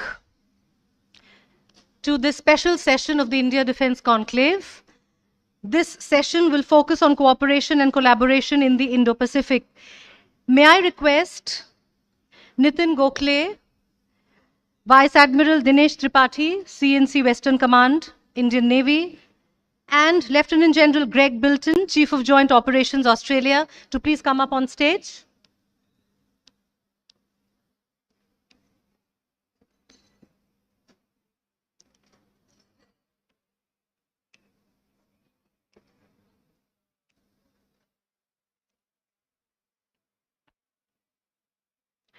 So let us start this session with a special video message from Gilberto Teodoro Jr., Secretary of National Defense, Philippines. But before that, let me quickly introduce him to all of you. Gilberto Teodoro is the Secretary of the Department of National Defense. He is the Principal Assistant and Advisor to the President on Defense Matters and exercises overall authority, direction and control over the DND offices and its bureaus. The Honorable Secretary has also pursued the strengthening of bilateral and multilateral security and defense cooperation with both regional and extra-regional states to further peace and combat non-traditional security threats. Furthermore, he actively pursued the integration of various international protocols on disaster risk management, assisted in capacity building of sectors, and coordination of response and rehabilitation efforts. He could not be here with us. We had invited him. He could not travel to Delhi, but he has sent us a special video message, and we're going to play that for you. After which, we will have a panel discussion. I will introduce the two speakers to you, and we will have a panel discussion. May I request the video message of the Secretary of National Defense, Philippines, to be played? Ladies and gentlemen, namaste. Allow me to acknowledge and greet defense and military officials of India and other participants present in today's India Defence Conclave. I express my appreciation to Mr. Nitin A. Gokhale, founder and editor-in-chief of Bharat Shahti, for inviting me as the guest of honor at the inauguration session of this year's India Defence Conclave. The Philippines and India both play a vital role in promoting a rules-based international order, strengthening cooperation among like-minded countries, upholding existing international law, and securing a free, open, and inclusive Indo-Pacific region, where we respect international law, customary and treaty-based, and secure for the whole world unhampered and unhindered passage, freedom of navigation, international overflights in what the world has long recognized as free and open international airspace.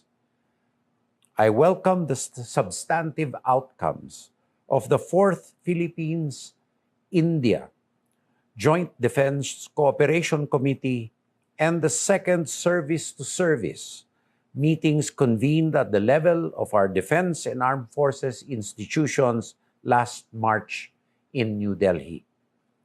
The Indo-Pacific region faces diverse security challenges and intensified interstate issues ranging from social, political, to traditional and non-traditional concerns, including potential flashpoints of conflict and confrontation.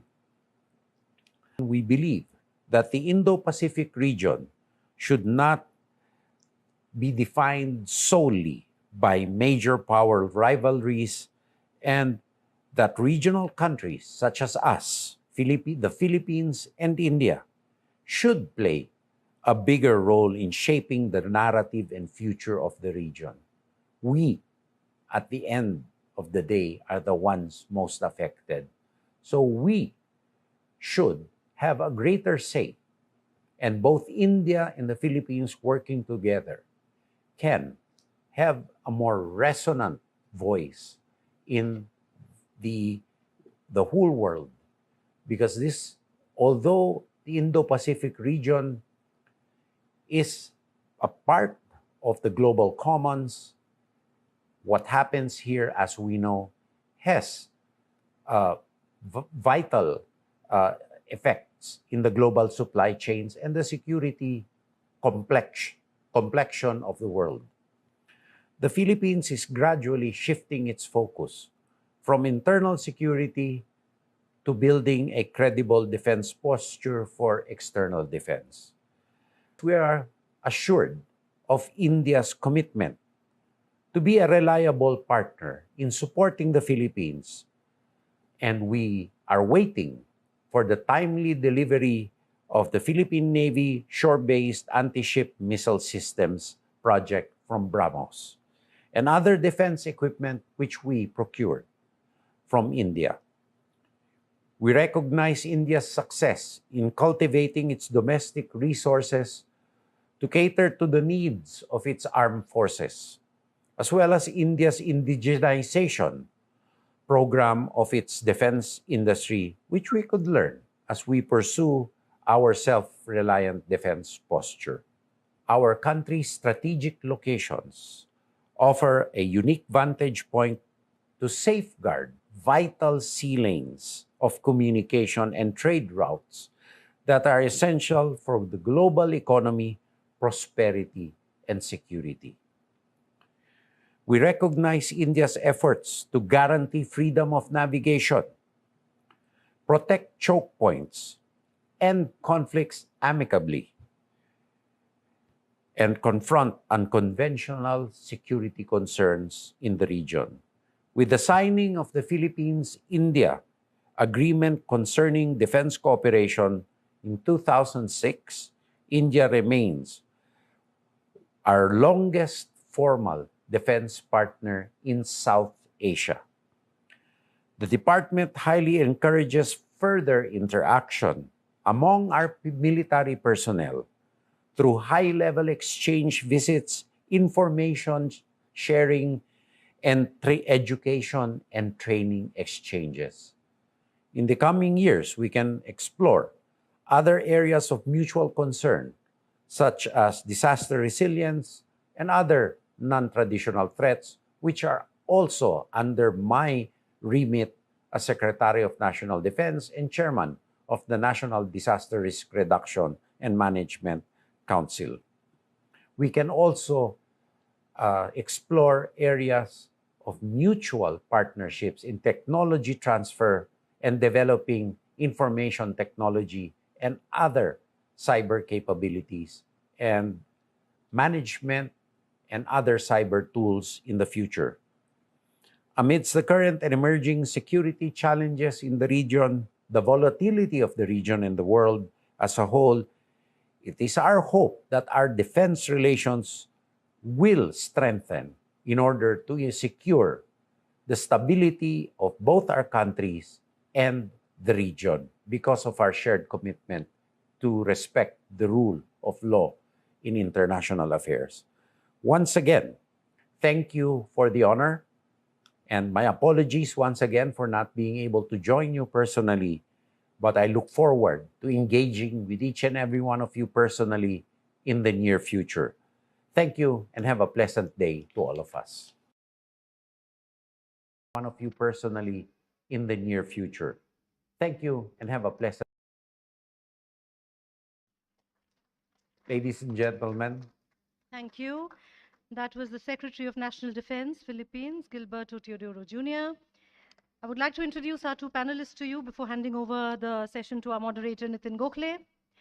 Vice Admiral Dinesh Tripathi, CNC Western Naval Command. Vice Admiral Tripathi assumed command of the Premier Western Naval Command on the 1st of March this year. His various command tenures provided him the opportunity to fulfill military, diplomatic, constabulary, and benign roles of the Indian Navy. These include Director of Naval Operations, during which he ensured that the Navy remained a combat-ready, cohesive, and credible force. From June 2021 to February 2023, the flag officer also served as Chief of Personnel, and in this appointment, he also played an instrumental role in the induction of women into the Indian Navy across all branches and cadres. Admiral Tripathi, thank you so much for agreeing to be a part of this panel. We are honored to have with us Lieutenant General Greg Bilton, Chief of Joint Operations, Australia.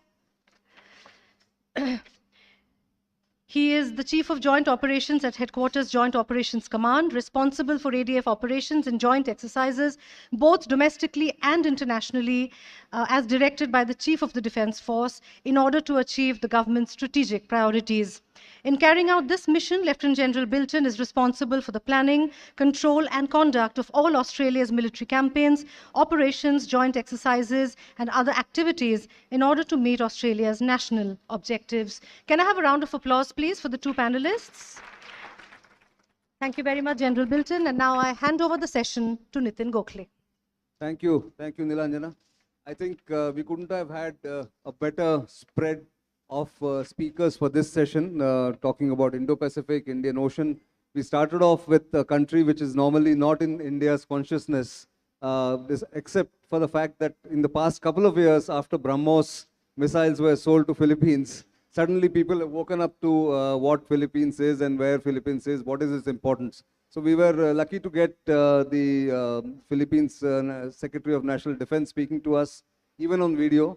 But we are luckier to have Lieutenant General Greg Bilton all the way from Australia. Coincidence, he's here for this entire week and readily agreed to come and join us here and share some of his thoughts. So let me begin with you, General, and your Chief of Joint Operations, which indicates that you interact and deal with all the three forces in Australia itself. But more than that, I want to widen the scope of the discussion and ask you that in the Indo-Pacific is now the theater which everybody is watching, where we are going, how the collaborations are happening. So what are your thoughts on collaboration and cooperation between different countries or major stakeholders in the Indo-Pacific itself? Yeah, so firstly, thank you so much for the opportunity to come and speak today. I'd like to just take the opportunity to acknowledge the award to Lieutenant General Katkar, yes. Just to congratulate him and acknowledge his extraordinary career. And equally, thank you for being here. Look, from my perspective, the strategic circumstances in our region, in the Indo-Pacific, have absolutely forced Australia to focus more closely here. We did have quite significant interest in the Middle East and contributing to operations for about 20 years through Afghanistan and Iraq, and there's been an absolute pivot to this region, and it's principally Chinese militarization of the region. It's Chinese expansionism, not just inside the first island chain, but now deep into Southeast Asia and into the Indian Ocean, and equally into the Southwest Pacific. So we've been quite closely focused on that. We're interested in how that's developed. We're also, frankly, deeply interested in working with partners to uphold the rules-based order. And I guess from an Australian perspective, we can't deter major powers on our own, but we absolutely believe the formula is to have trusted, transparent relationships with partners and allies that enable us to push back on bad behaviours where they occur. And that's what really fundamentally drives our strategy. That's true, absolutely. Indo-Pacific, therefore, is the new focus, as I mentioned. Admiral Tripathi, you head the sword arm of the Indian Navy. You've been Director General Naval Operations, so you're aware. And recently, you did meet General Bilton in Australia when you went there. From your perspective, or from India's perspective, what is the focus, or what should be the focus for India and Indian Navy in particular on the Indo-Pacific? And I'll come to the Indian Navy, the Indian Ocean part of it a little later. But Indo-Pacific, when you look at it large perspective, what should it be? Thank you, Nitin. Can you hear me all? Okay, thank you. Thanks a lot, Nitin, first of all, for my maiden appearance in your show. It is like, all of you must have watched this famous comedy show, the Kapil Sharma show, and all the participants who are arriving there for the first time. I'm getting the same feeling, that you finally have arrived in your show. So thank you very much for inviting me. Thank you very much. I think this is a great platform. First of all, I must compliment you, where the users, the academia, the R&D people, the people who are making the arms and ammunition, including practitioners, strategists, and you get a good bouquet of personnel to come and participate, share their ideas for the larger good of everybody who is here. So congratulations to you. Thank you. I want to congratulate General Shekatkar. He is, of course, as you brought out everything and more. So congratulations to him. I want to take on, or rather take off from where General Shekatkar left, and he mentioned about this 70, 80, 90 rule. And because I am a naval officer, it is largely for the maritime domain. There are two more things in that. That is 66 and 99. And the 66 is that it says that the 66% of global wealth comes from or near the coastal areas. Absolutely. And 99% of internet or data traffic actually pass from the undersea cables, which pass through the oceans, crisscrossing everybody, including Indo-Pacific region. So having said that, Indo-Pacific is a huge area. Absolutely. And I want to just put some statistics to support my claim. It is home to 65% of world's population. Sure. It is also it almost contains 56 littoral states combined. If you add France and the British Indian Ocean territories, that makes 58 nations. And I'm talking of littoral nations, not the people who don't have the coastal areas. 6 continents, except one continent, which I'm talking about, which is not there. Both oceans combined covered 46% of Earth's surface area. 46% of Earth's surface area. And the Pacific Ocean itself is so huge that the whole land mass can actually fit into the Pacific Ocean. So that is the enormity of the area which we are talking about, Indo-Pacific. Indo-Pacific has got different connotations for different countries. We are very clear in India. Our Prime Minister has very clearly enunciated that for us it is from east coast of Africa to the west coast of continental US. In latter vein, it is from Kilimanjaro to California and everything in between. So that is the enormity of the Indo-Pacific region. What it means for the Indian Navy is that we in the Indian Navy are very clear that we have got the capability and we have got the intent to deploy our forces wherever our national maritime interests take us. And we have demonstrated this time and again, whether it was during COVID, whether it was during any human evacuations from war-torn areas, whether it is deploying our ships to South China Sea and beyond, and up to continental US.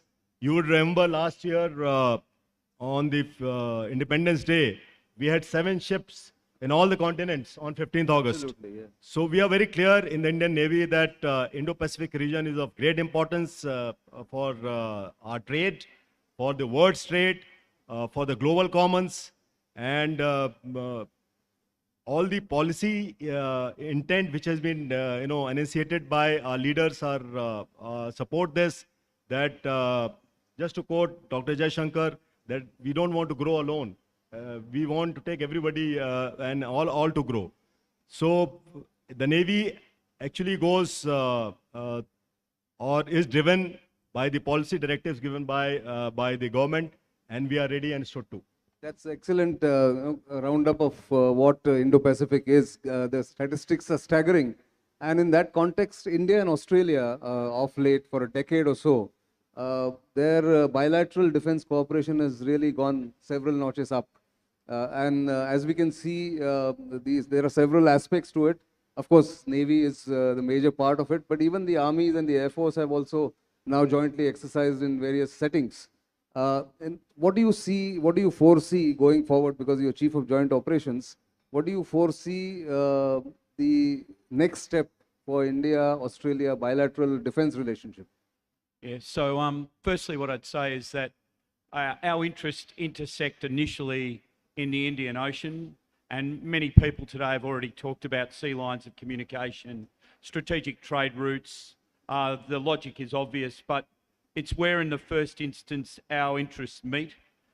It's where we do naval and maritime air activity together. I would argue we're at a point of our relationship where we deconflict and make each other aware of the activities we're doing, but we're not yet at a point where we coordinate our activities in the Indian Ocean and in other parts of the Indo-Pacific. My view is that there's an opportunity to perhaps start to coordinate our activity, leverage off the resources of both our nations to be able to achieve better levels of situational awareness.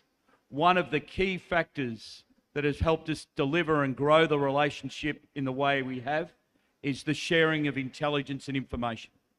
And since November last year, my headquarters has provided 31 dossiers of intelligence relating to activities in the Indian Ocean through our defence attaché into the Indian military system. That's okay. I'd like to get to a point though where I could provide it directly to a operational headquarters, from one operational headquarters to the other.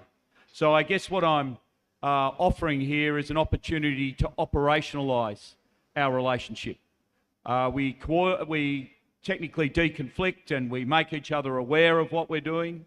There's an opportunity here to get to a more sophisticated level.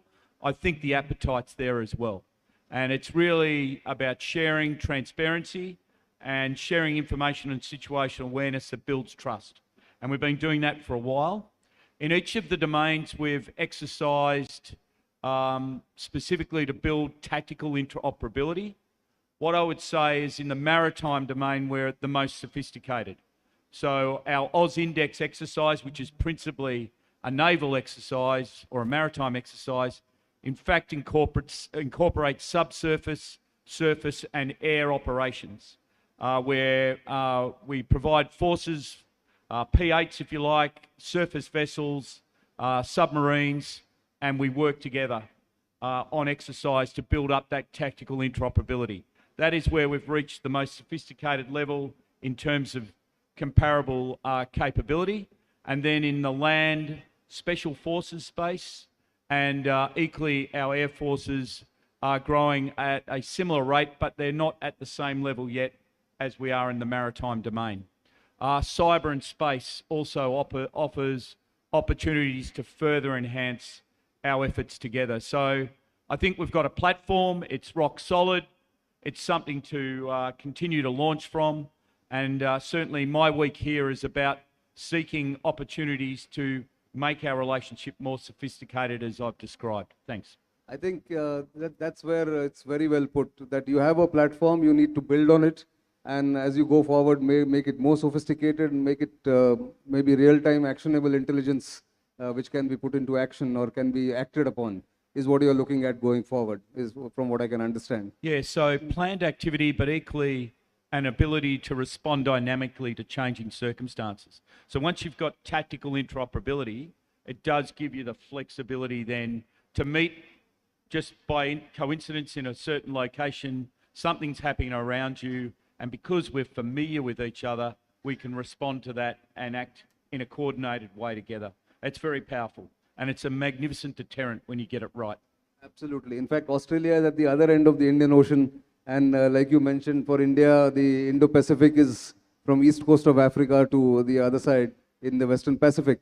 Admiral Tripathi, you had, as I said at the beginning, the sword arm of the Indian Navy.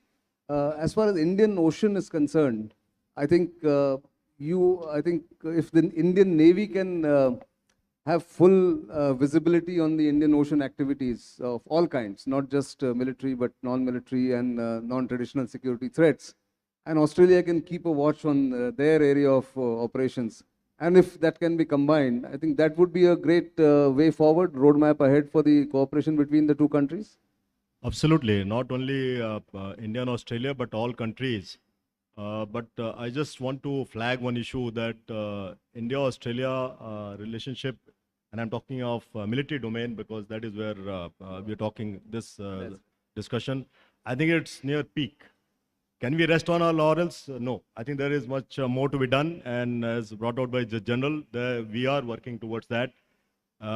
You brought out, I was in the east coast of Australia, Sydney for Malabar, and we had many closed-door discussions. I just want to tell you the importance which India attaches to Australia. We had two ships all the way going to east coast of Australia, Sydney, and at the same time, one of our submarines from the west coast of India was at west coast of Australia, and that's what a maiden deployment of a submarine to Australia. So a lot of I would say dialogue is happening at various levels, from ministerial level down up to the operational and the technical level. And I can only see that this relationship will go further and further, and for the benefit of both countries.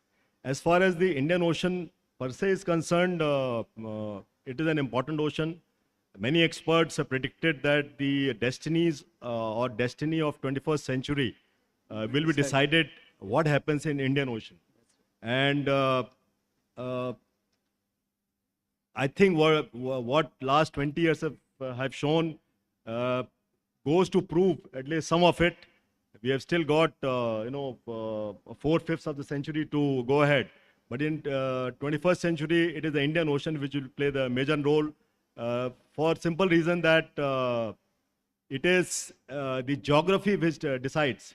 The entire world trade, the number of choke points which we have got, the kind of traffic which goes through, the shift in geopolitics, all that is happening here.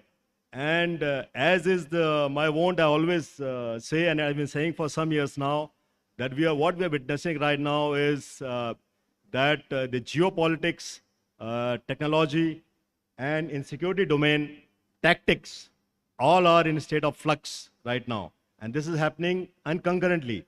And this is happening after a long time. I can't put a fix as to after how much, but all are in a state of flux at the same time. So we are indeed living in interesting times, and we'll have to wait and watch how the security situation unfolds in the Indian Ocean region.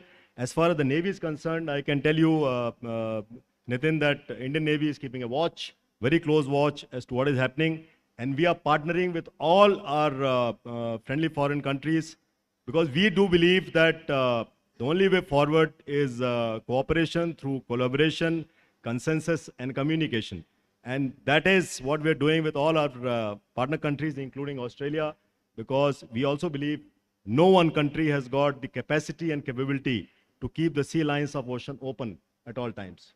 That's the convergence that we have spoken about right at the beginning, and I think it fits in very well with Bharat Shakti's theme right from the beginning, from 2016, where we started off with a line, cooperation and collaboration in the security domain. And that's why the core of the audience here has always been the foreign defense attaches. Today, about 75, 74 of them from different countries in this region and outside this region are here. Obviously, they'll have lots of takeaways from what both of you said in terms of how one country cannot really secure the sea lanes of communication or even the vast expanse of Indo-Pacific. But thank you very much, both of you, for those insights and thoughts. And thank you for joining us at such short notice. Thank you. Thank you very much. Thank you very much, Nitin. Thank you so much. Nitin, will you please present mementos to our panelists?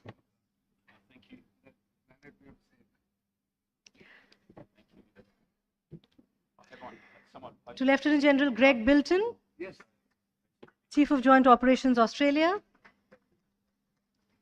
and Vice Admiral Dinesh Tripathi, CNC Western Naval Command, Indian Navy. Thank you very much. And now let's quickly dive into the first knowledge session of the India Defence Conclave. Building India's Defense Future, Role of Indian Companies. I would like to invite the session chair and moderator first, after which I will introduce and call out the panelists one by one. So we're going to have two back-to-back knowledge sessions before we head into another tea break. So the session chair and moderator of this session on building India's defense future, role of Indian companies, is Mr. Ashok Atluri, the CMD of Zen Technologies. Mr. Atluri co-founded Zen Technologies in 1993. Zen has been designing, developing, and manufacturing high-end training simulators for the past 2 decades. Almost 100% of the technology used in the land simulators has been developed in-house, and the company has applied for more than 55 patents to capture the IP generated. He's an active angel investor and has invested in about 10 companies till now. He firmly believes that we need much more than make in India and advocates design, develop, and make in India. Can I have a round of applause for the moderator, please? Thank you, Mr. Atluri, for agreeing to chair and moderate the session.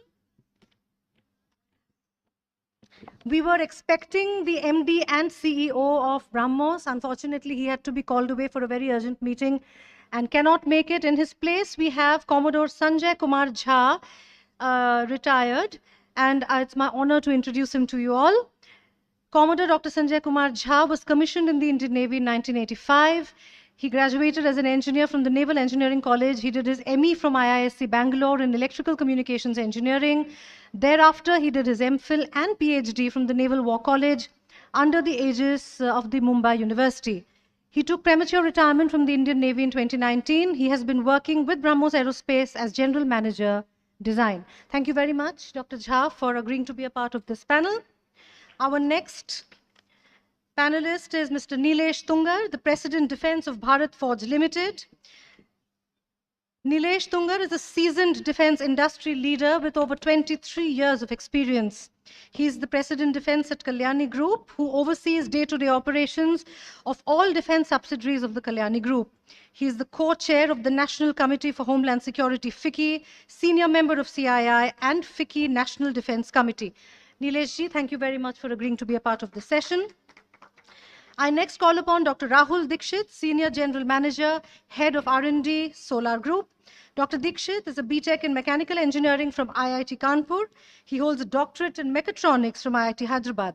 He's currently with the Economic Explosives Limited, subsidiary of Solar Industries, as Head R&D, responsible for in-house developments and technology absorption pertaining to missiles, rockets, guided bombs, and UAVs. Thank you very much, Dr. Dikshit, for agreeing to be a part of this panel. And then we have Dr. S.K. Sundararaman, the MD of Shiva Texian. Dr. Sundararaman K.S., well-known personality in the field of textiles in India, also the chairman of South India Mills Association. He is an MBBS by training and completed his MBA from Cambridge. He is Shiva Texian is a publicly listed multifaceted textile company which manufactures a range of high-tech textile products both for common use as well as for specialized industries like defense, healthcare, signage, etc. Can I have a round of applause for this panel, please?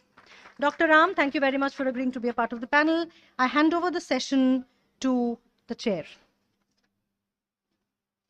Can you hear me? So, good evening, everybody. And so I have the privilege of getting, usually people, when they overrun their time, they get a notice that you're overrunning your time. In this case, before I started the session, Neelanjana sent a message. You have to keep the session brief, so I'll try to hurry up the messages. So, yeah. So, the agenda is to role of Indian companies in building a defense future. So, as a chair, I want to set the broad agenda for this. When we started, we used to talk about Make in India and Make in India was mostly about manufacturing. Now the mood has shifted to something called Atmanirbharta, which is basically about designing and developing and keeping the IP within India by the Indian companies. And sometimes when we collaborate also, we should have the capability to absorb the technologies and try to evolve with the partner to the next level of the products to the next level.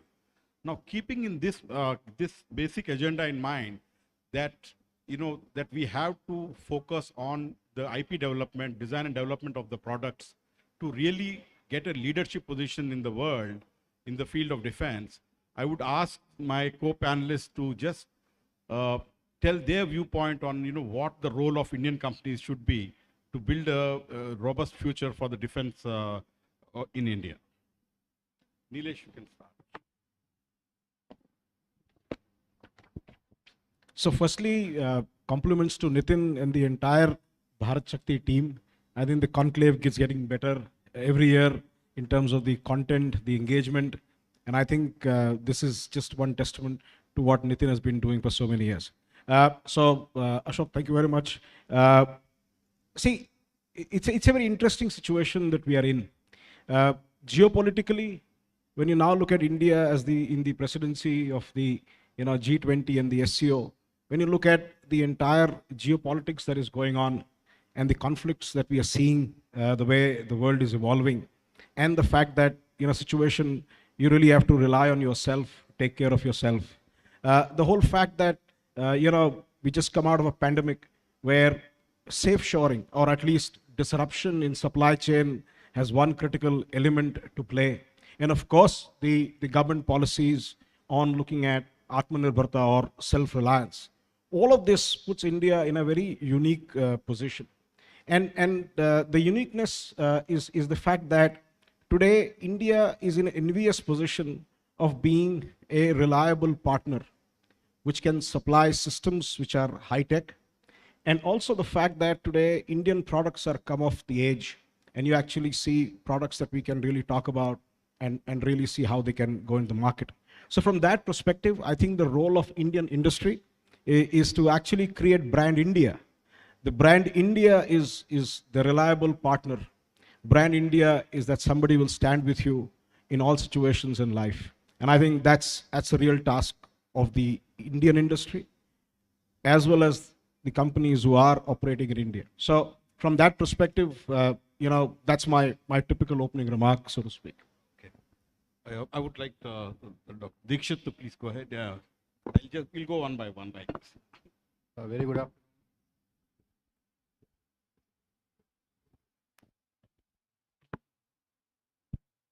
Very good afternoon to all of you. It was a pleasure to be here among all of you and sharing the views. As was being discussed since morning, as a policy initiatives, what the government has been doing is phenomenal in last couple of years. And we have seen a lot of encouragement to the private industries in the country to come forward, make their own products, do a design and development, which was not present earlier. Earlier we used to sort of go on a build to print basis purely on the mode of production. But now the scenario has totally changed, and the industries are taking up build to specification as well as build to requirement. So that is a kind of change which we have seen in last couple of years. Now the private industries, I feel, are on the verge of having their own full-fledged R&D centers where a lot of research and development can happen to actually bring in a lot of innovation by combining the synergies from the startups, which are again thanks to IDEX kind of policies which are coming up, and a lot of good innovative ideas which are coming in. So there can be a good synergy between the production capacity which already existing industries have built in and the innovation which is now again coming up through various startups. That togetherness will take the whole thing to a next level. Secondly, those who are venturing into an R&D at their own cost. So if in case there is a mechanism to have an encouragement to the industries who are doing their own R&D, that will further enhance the wish to venture into the new design and developments. And instead of having a pure NCNC, because sometimes the pure NCNC model may not last long, especially for the industries who are not having a capital available with them.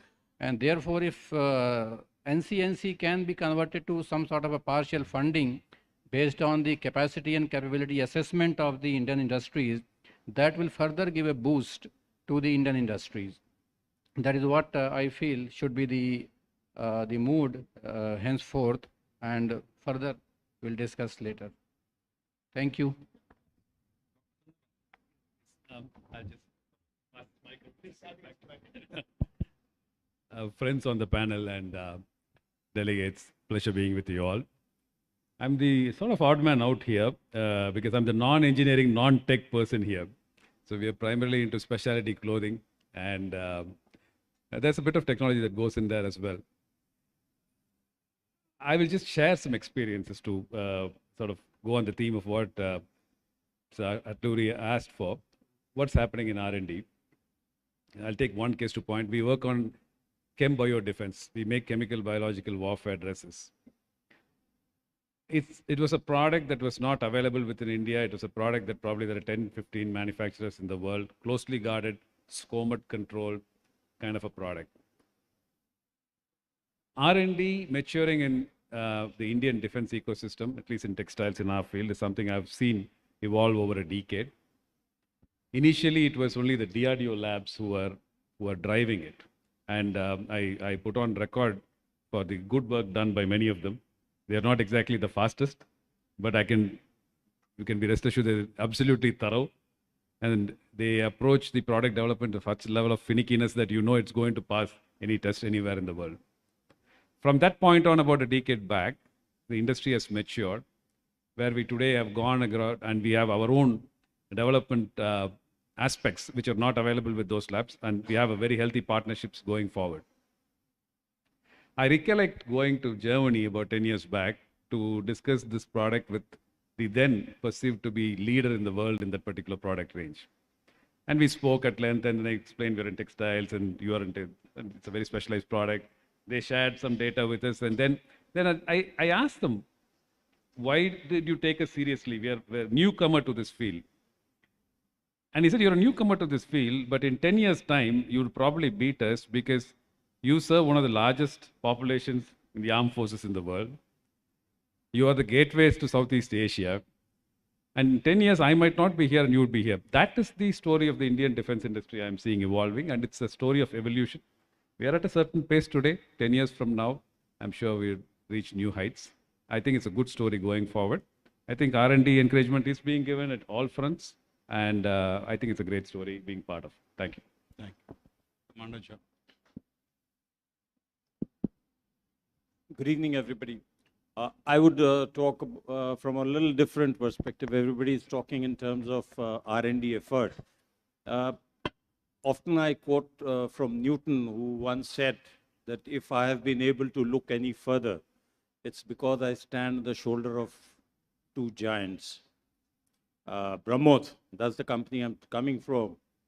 I always believe we can see any further. It's because we stand on the shoulders of two largest research and development organizations of the world, DRDO of India and NPM of Russia. So our design that came from these sources was a mature design, which then we put to production. And like any other major military product, it's not a monolith. BrahMos missile is not one company's product. We have about 200 to 250 Indian companies, major companies around the country who actually contribute, who make components, subcomponents, and we put the complete supply chain together, we integrate, and then we are able to give it to the armed forces. And it has taken us to mature this product over a decade and a half. And today, we then become the primary strike weapon of the Navy, Army, Air Force, well established. This maturity has given us the confidence to extend our supply chain management internationally. We have just bagged one export order, and I'm pretty sure we are just about trying to get some more. So this, to my mind, is the story of emerging Indian industries. We are the ones who are now going around competing. Nowhere are we going on nomination basis. We are competing because we are offering a product which is competitive by any measure, as far as its specifications go, as far as its performance goes, as far as its supply chain management and support goes. For the Indian Armed Forces, what is the best part in this whole thing is that capability that we offered is now becoming an assured capability. Because the source is very much in India, so we are there to give you the product, the spares, the support, anytime on the asking. And that is a huge operational benefit to our users. That's my initial thoughts. Thank you. Thank you, Commander Jha. So, I think the things that have really changed the the field in favor of Indian companies, especially those that do R&D, have been two initiatives. One is the Buy Indian IDDM category, and the second is the Make 2, where the industry has to do 100% funding on a short order from the government. I think these two initiatives were actually, these two initiatives were being pushed by organizations which I was very close to for almost 10 years. It actually was Mr. Parikar who got it like this, and he introduced it. Otherwise, when we said IDDM, individually designed, developed, and manufactured, people would say, first learn how to walk before flying. Why do you talk about Indian when you can't even manufacture? But Mr. Parikar was, visionary enough to say, yeah, this is the way to go, and he introduced it. So now I just want to say, that this has given us the advantage in Indian where, if you are an R&D company, the order will be placed on you, even if you're a single vendor. So that's a huge advantage. But I want to connect to what Nilesh has said. How can we make these companies a global champions inside in the sense of the brand India? How do we promote the brand India with this product? So, I will like you to start and then, for the others to talk about. So, interestingly, 12 years back, and I'll give example of, Bharat Forge because one, it's something that we can see today. 12 years back when we went out and bought the first barrel manufacturing plant, people actually thought these guys have gone mad because the fact is that you have no clue how to make an artillery gun. Today, we have without an RFP or a requirement from a customer, we have 8 artillery platforms. And as our chairman spoke, we're developing some real cutting edge story in terms of looking at where this whole thing goes. So the whole fact that you are a reliable partner comes from the fact that one, it's cutting edge technology. And two, the fact that you're going to be around to further take it into the next level. I'll give you a simple example. Today, in the conflicts that we see, ground assets suddenly are an important aspect to look at. From that perspective, armored vehicles and even India has embarked on multiple programs to do that. The other big change that is happening is in the C4I SR domain, where there's a 5th C that has got added to that C4. It's called collaboration, which is basically the systems and structures actually interacting with each other. Now, given the deep tech India has on the startup scale that we have created with IDEX, with the entire ADB programs that are coming up with problem statements, the fact that the sprint programs of Navy, you actually can build upon them to create not only cutting edge technology, probably bleeding edge technology. And from that perspective, India as a country has created technology and IP which is owned by us. That's the first big change that I see that's happening, and which is Indian industry which is pushing to create that. So from that perspective, I think this whole brand India story works because when you go out today and talk about what you can offer, which is best in the world, I think that is, and I agree with Dr. Jha when he said that I compete today, with best of the world, which is exactly the difference that happens. And that, by the way, the Indian technology and Indian IP gives the freedom to export. Believe me, when you build it together, the challenge is that, you probably may not get permission from the origin country to actually export. So your IP, your technology has real advantage to play. See, the MOD also has done a lot of things in terms of policy matters on getting R&D funds and encouraging Indian industry to come and play. But those things have to get implemented. The 25% R&D fund really needs to flow to the industry for them to participate and do it. And that will really boost this whole story further ahead. So that's the second big thing that is going to help. The other aspect, of course, is to create niche infrastructure. I'm not saying infrastructure which is available otherwise. For example, today, the fact that we can manufacture 300 barrels a year, an industrial scale, I don't think anybody has that kind of capacity in the world. It's by far the largest. We very humbly say it. But the fact is, this kind of infrastructure is critical for you to take it to the next level. And of course, the talent pipeline. I think we call it the talent factory. And I'm very proud to say that we have a very unique program where we take graduates, make them engineers, make them do their MTechs. There are universities right from Australia to Europe to the US where we have programs going on. We have programs with BITS Pilani, with IIT Mumbai, where we do their BTechs and MTechs, so to speak. And let me tell you, the 8 artillery platforms that we have developed, all of them have been done by our homegrown engineers. That is the talent pipeline we need to create, which is what a big pillar is in the game. And all of this, of course, pushes you to have a larger playground of exports. So the game at the end of the day is to create capability, niche infrastructure, and the talent factory, so to speak. That's I believe the Indian industry's game and role should be, because that will take you to the next level. Thank you. Dr. Dikshit, what's your experience in building a global brand for, a solar kind of company? Yeah.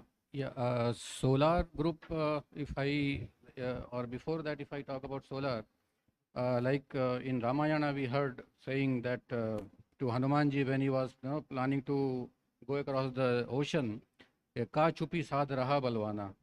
That means he has got all the powers within, but it has to be harnessed, and somebody has to tell that you have all the potential to scale it up. So in the similar way, our country also has got all the infrastructure, thought processes, the talent, because we are the biggest talent providers to all other countries where they have built success stories. And similar now coming to the solar industries, we are in the world among the largest producer of the commercial explosives. We produce more than 3 lakh metric tons of explosive every year and export it to more than 73 countries across the world. So we have a strong footprint across the globe, and this was possible only by earning the trust of other countries who have used the system and have shown that the system is the product is reliable and it gives a repeatable performance. I think that is what is the key, that if we give our product to anybody else, it should be consistent, should give a good quality. As some time back our Prime Minister also said that now the time has come that the Indian products should start demonstrating high level of quality, whether it is a simple toy or it is a aerospace or a space systems. So that is the key for us to win the hearts of all the other countries across the globe and make our product perform well in their countries. Thank you. Dr. Shivraman, what do you, now you are a leader in this specialized clothing. What's your view on how, how can you become a global brand? Actually, you fight against made in India concept, because we go for export. The concept is make in India, you are the largest importer. What are you talking about export? So how do you actually counter? And, I would definitely like Commander Jha also to talk about it later. Yeah. Sure, Turiji. Okay, my perspective follows 2 points. One is brand Indian companies will grow as brand India grows. The more, it's an overall perspective. So as long as India's perception as a force to reckon with, as a user of higher technology products grows in the world, then it's an automatic follow through the companies who are actually in the supply domain like us.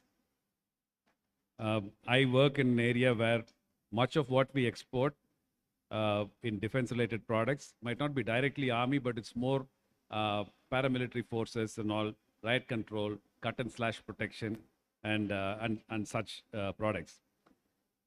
One thing that we have generally seen is that there is a perception, or more than a perception, there is a worry when you go abroad that maybe the Indian product, just because of the sheer number of people we will have to deploy it on, is not up spec to the level of what an Indian, of an international product would be.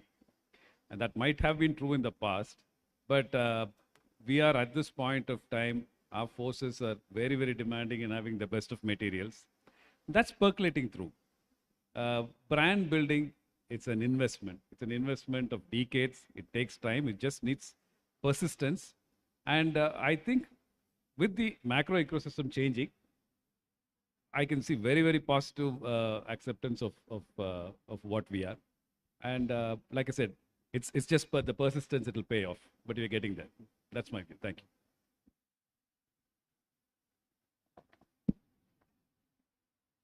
I'll just take off from what he talked about the Indian Armed Forces demanding highest quality. I think that, to my mind, for my company, has been the biggest blessing. Because when you have a user who's very, very demanding, who's very, very strict with quality, you learn, you grow, and it becomes easier for you when you go international, number one.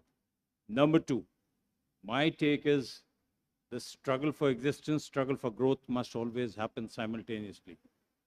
Whilst our product is stabilized, we're selling it around the world, we are continuously working for the newer versions. For that, we very closely study the trends of the warfare so that we know that in the cycle, our product, which would be there on the market in 4 to 5 years from now, will exactly be there what the armed forces would need it. Our armed forces, the international armed forces. So you have to always beat that curve so that you are in demand. It is especially more important today because in the day of fourth industrial revolution, fourth IR, today the technology half-lives in the quickest time ever in history. So before you become obsolete, the product must be on ground. You talked about this thing about import content and how can you be calling so-and-so indigenous. See, what happens is, what's primarily important is when you know a capability, it needs to reach your users. It must reach in quick time. Even if your indigenous content is not 100%, but you integrate it yourself, you productionize it here, you have the complete IPR, get the product on the ground. So that just as the users begin to use it, your indigenization content keeps increasing and it touches 100% with time. So you never miss the curve, you are always in the market and you are on right time to export. Export market is where the competition is, export market is from where you're going to get additional revenues to grow. And as far as promoting brand India goes, once you are there in the export market, when you are talking about your product, specifically say in a product like mine, BrahMos, we do talk about selling ships from Indian shipyards with BrahMos fitted. So that is a joint promotion for other brands, other Indian brands. So we do make way for other Indian brands to come to integrate with us because our strength as a brand the world over is our system integration capability. Because we as a country have grown integrating systems from all over the world. So system integration is at the core strength of our product. Thank you. Yeah. So, you know, one of the things that used to happen earlier, you know, in a different world was that even if I had developed the R&D, done the R&D, developed the whole product, I would go to the customer and say, listen, this is what I have developed. And it's been developed nowhere in the world. They would say, get me 3 quotations. So, you know, I mean, there is nobody else. And so, you know, that situation got improved when by Indian IDDM came and, you know, Parikar was smart enough to, Mr. Parikar was later to say, listen, there is only one customer. I can't expect more than one vendor to be there. So, you know, so now we have come to a situation where, you know, this question is not being asked. There is a single vendor or anything. Resultant single vendor is very well accepted now. Now, not only that, you know, in some circles in the government, they are saying, listen, we know that you have developed this IP, you have patent for this. We now want to push you to become a global champion in this and tell us what support we want.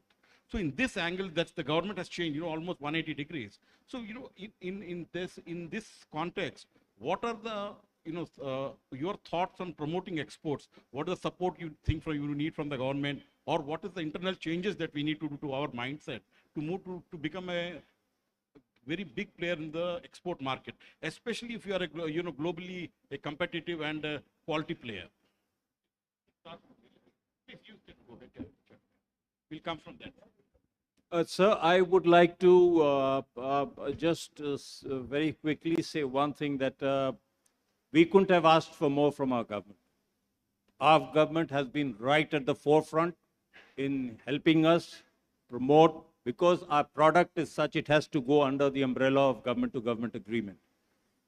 And Government of India's initiative to various places that we go is phenomenal. We've had all the help, and I don't think we can ask for more. In fact, the help is so much that it encourages us to see to it that we win contracts, we win markets. So I have really nothing to ask from the present government. Yes, Dr. Sundararaman. Yeah, I mean, I think all of us who have been in the exports field, we have seen the amount of support, almost no support to almost pressure on us. Please give us business, because the government, from the embassies, local embassies are pushing us to get orders, and the support is really phenomenal. Completely agree with you, yeah. Dr. Sundararaman. No, I would second both you gentlemen. In fact, we are not very export-centric. We cater to a very large demand within the country itself. But especially in the area of chemical biological warfare, which is a very specialized area where the resources are not available in many countries, the government has been pushing us like anything to actually go over there. They have actually, in India, one of the most difficult things to do is to do the interministerial or interdepartmental liaising. So we come under SCOMET control, so we had to go to DGFT and all that. And I have to say the Ministry of Defense has been extremely proactive in pushing this forward and working with us. We can't ask for more. That's how I would put it as well. Thank you. So I echo your views. Dr. Dixit, please. Yeah, I think what has been told, I also second the same, because we have been exporting. We have an export order for the Pinaka rocket system. And in fact, government has given all the support for intergovernment order discussions. And finally, we were awarded the order. And we were the first country to, with the private industry, to take this order. And then we are in the process of delivering it. So there's a lot of positive energy from the government side to encourage the export. So probably that's what, beyond that, nothing more. Thank you. So interestingly, I think it's not just MOD, it's MEA, the entire setup of Indian missions outside India, and largely DDP actually has been pushing and trying to see how to reduce and remove roadblocks. And I'll give you a simple example. When we started exporting, the big challenge was the whole process of informing everybody, and we did not know agencies and the names of the agencies that we had to go and tell that we are exporting. And they one day actually called all of them together in MOD and said, hey, this is what we're going to do. What else do you need us to deal with? And believe me, it's a very proactive way of doing it. Of course, when you're exporting, the onus lies on the company. And as I said, brand India and a reliable partner. I think one part that I think the panelists spoke about was the quality of the product. Firstly, being cutting edge, the quality of product is a critical element in terms of how do you establish and that aspect of or the brand attribute of being reliable comes from the fact that the equipment is really something that performs to the requirement. Why do you need a third-party inspection? I mean, when our systems get cleared by ourselves, they need to perform to the requirements that they've been put for. I think that's the basic game here. The other one, of course, is to create support infrastructure in the buyer's country. Because believe me, these platforms are going to be there for next 30, 40 years. And I think that support is a critical element everybody is looking forward to. So creating these things helps move forward. Also, it's an additional income in the process, because it's something that you keep working on, so to speak. So on exports, I think it really helps if you have your own IP and product. So that being a part, I think the bigger game is to be there, available for the buyer, so to speak. Okay, gentlemen, thank you so much for this. I think Nilesh's idea of brand India really struck with me. We really need to create a brand India where we don't have to work hard to push ourselves, and I think Dr. Dikshit talked about collaborating with the startup ecosystem and, maybe reduce the risks involved with NC kind of situations. I completely agree with that. Dr. Shivraman said a very good point that, the most difficult customer and most demanding customer in the world is Indian Army. If you sell to Indian Army, that itself is a endorsement, that itself is the tool to market to the customer. I completely agree. And of course, Dr. Jha said that we have been competing with the world's best in that field. We have also been competing, but we really need to take our game to the next level. And I thank all the co-panelists for participating and giving really great suggestions. Thank you so much. Nilanjana, you're happy? Well, you trolled me on stage. What can I say? But yes, I'm happy. We gained 10 minutes, I think. Thank you so much. Okay. May I please request Brigadier Chatterjee, retired, the editor of bharatshakti.in, to please present mementos to our moderator and chair of the session and to the panelists. Can we have a round of applause for this session, please? I think it was a very engaging session for which I can choose to forgive the trolling. A memento to Nilesh Tungar of Bharat Forge, to Dr. Rahul Dikshit, Solar Group, Dr. S.K. Sundararaman, Shiva Texian, Commodore Sanjay Kumar Jha, BrahMos.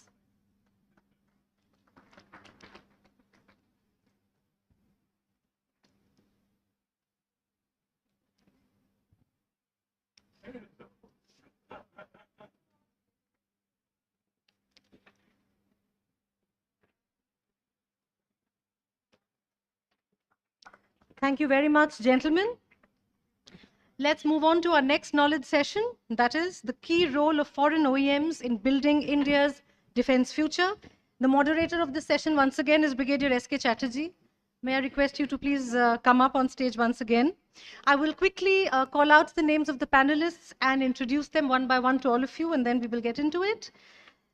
Mr. Venkat Katkuri, the head Airbus Defence and Space for India and South Asia. In this role, Venkat is responsible for ADS business across the three primary verticals: military aircraft, space, and CIS. He's responsible for Airbus's collaboration with ISRO to jointly manufacture communication satellites in India for the export market, notably Eutelsat, W2M, and Avanti HYLAS. He has also played a key role in sourcing launch services from ISRO. Prior to this role, Venkat was associated with Antrix, the commercial arm of ISRO, and SES in Singapore. In all, he has over 20 years of experience across geographies in the defense and space sector. Venkat, thank you very much for agreeing to be a part of this panel. Welcome. Our next panelist, Mr. William Blair, Vice President and Chief Executive for Lockheed Martin in India. Mr. Blair leads the growth and development of Lockheed Martin's business in India and serves as the executive representative for all of Lockheed Martin's programs, products, and services in the country.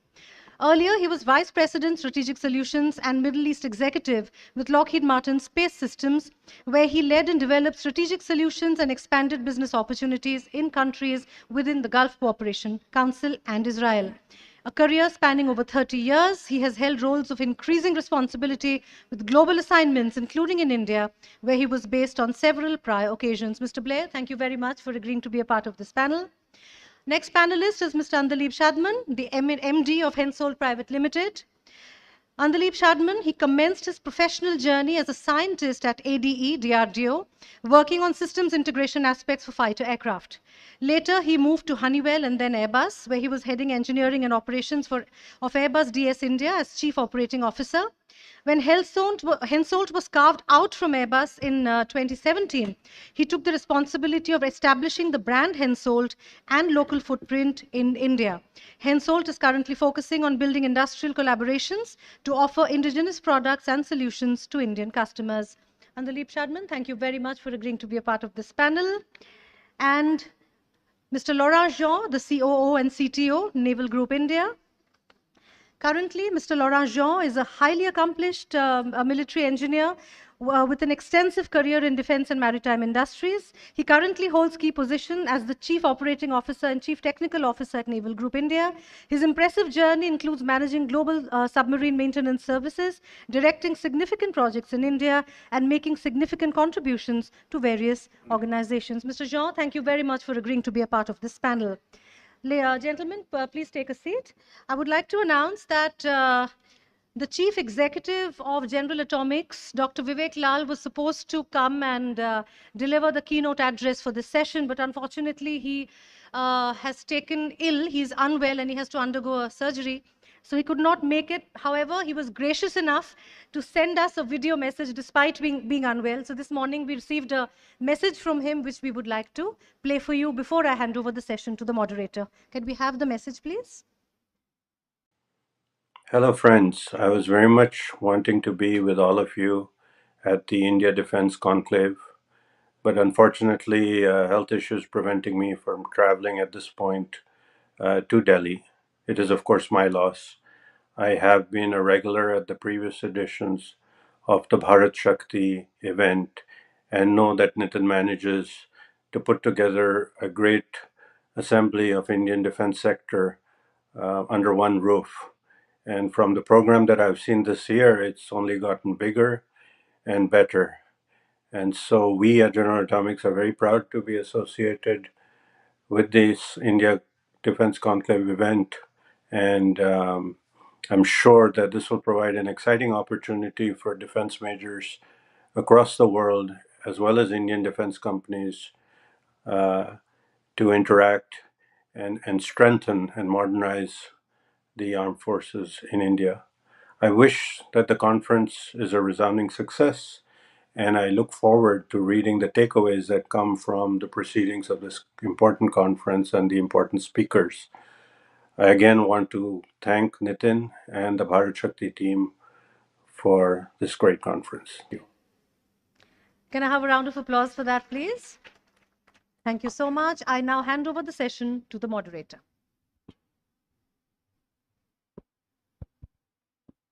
Thank you, Nilanjana. Good evening, ladies and gentlemen. First and foremost, let me welcome my panel. I think it's one of the heaviest panels that I've ever come across. The best of industries in the whole world, and all of the top men are over here with us. Welcome, gentlemen. We'll have a discussion, and I just want to read out what's the subject being told. Building India's defense future, role of OEMs. Now, 10 years back also, and I get this idea while we were going through the previous discussion that was over here. 10 years back, perhaps it would have just meant how much money can we spend and how much equipment from which country to buy, comparison between one country, another country, third country, and your purse, depth of your purse, and then you go in for the equipment. But today, when we go to buy, even if you're buying from abroad, we're looking at technology transfer, we're looking at so many other things, we're looking at co-production over here.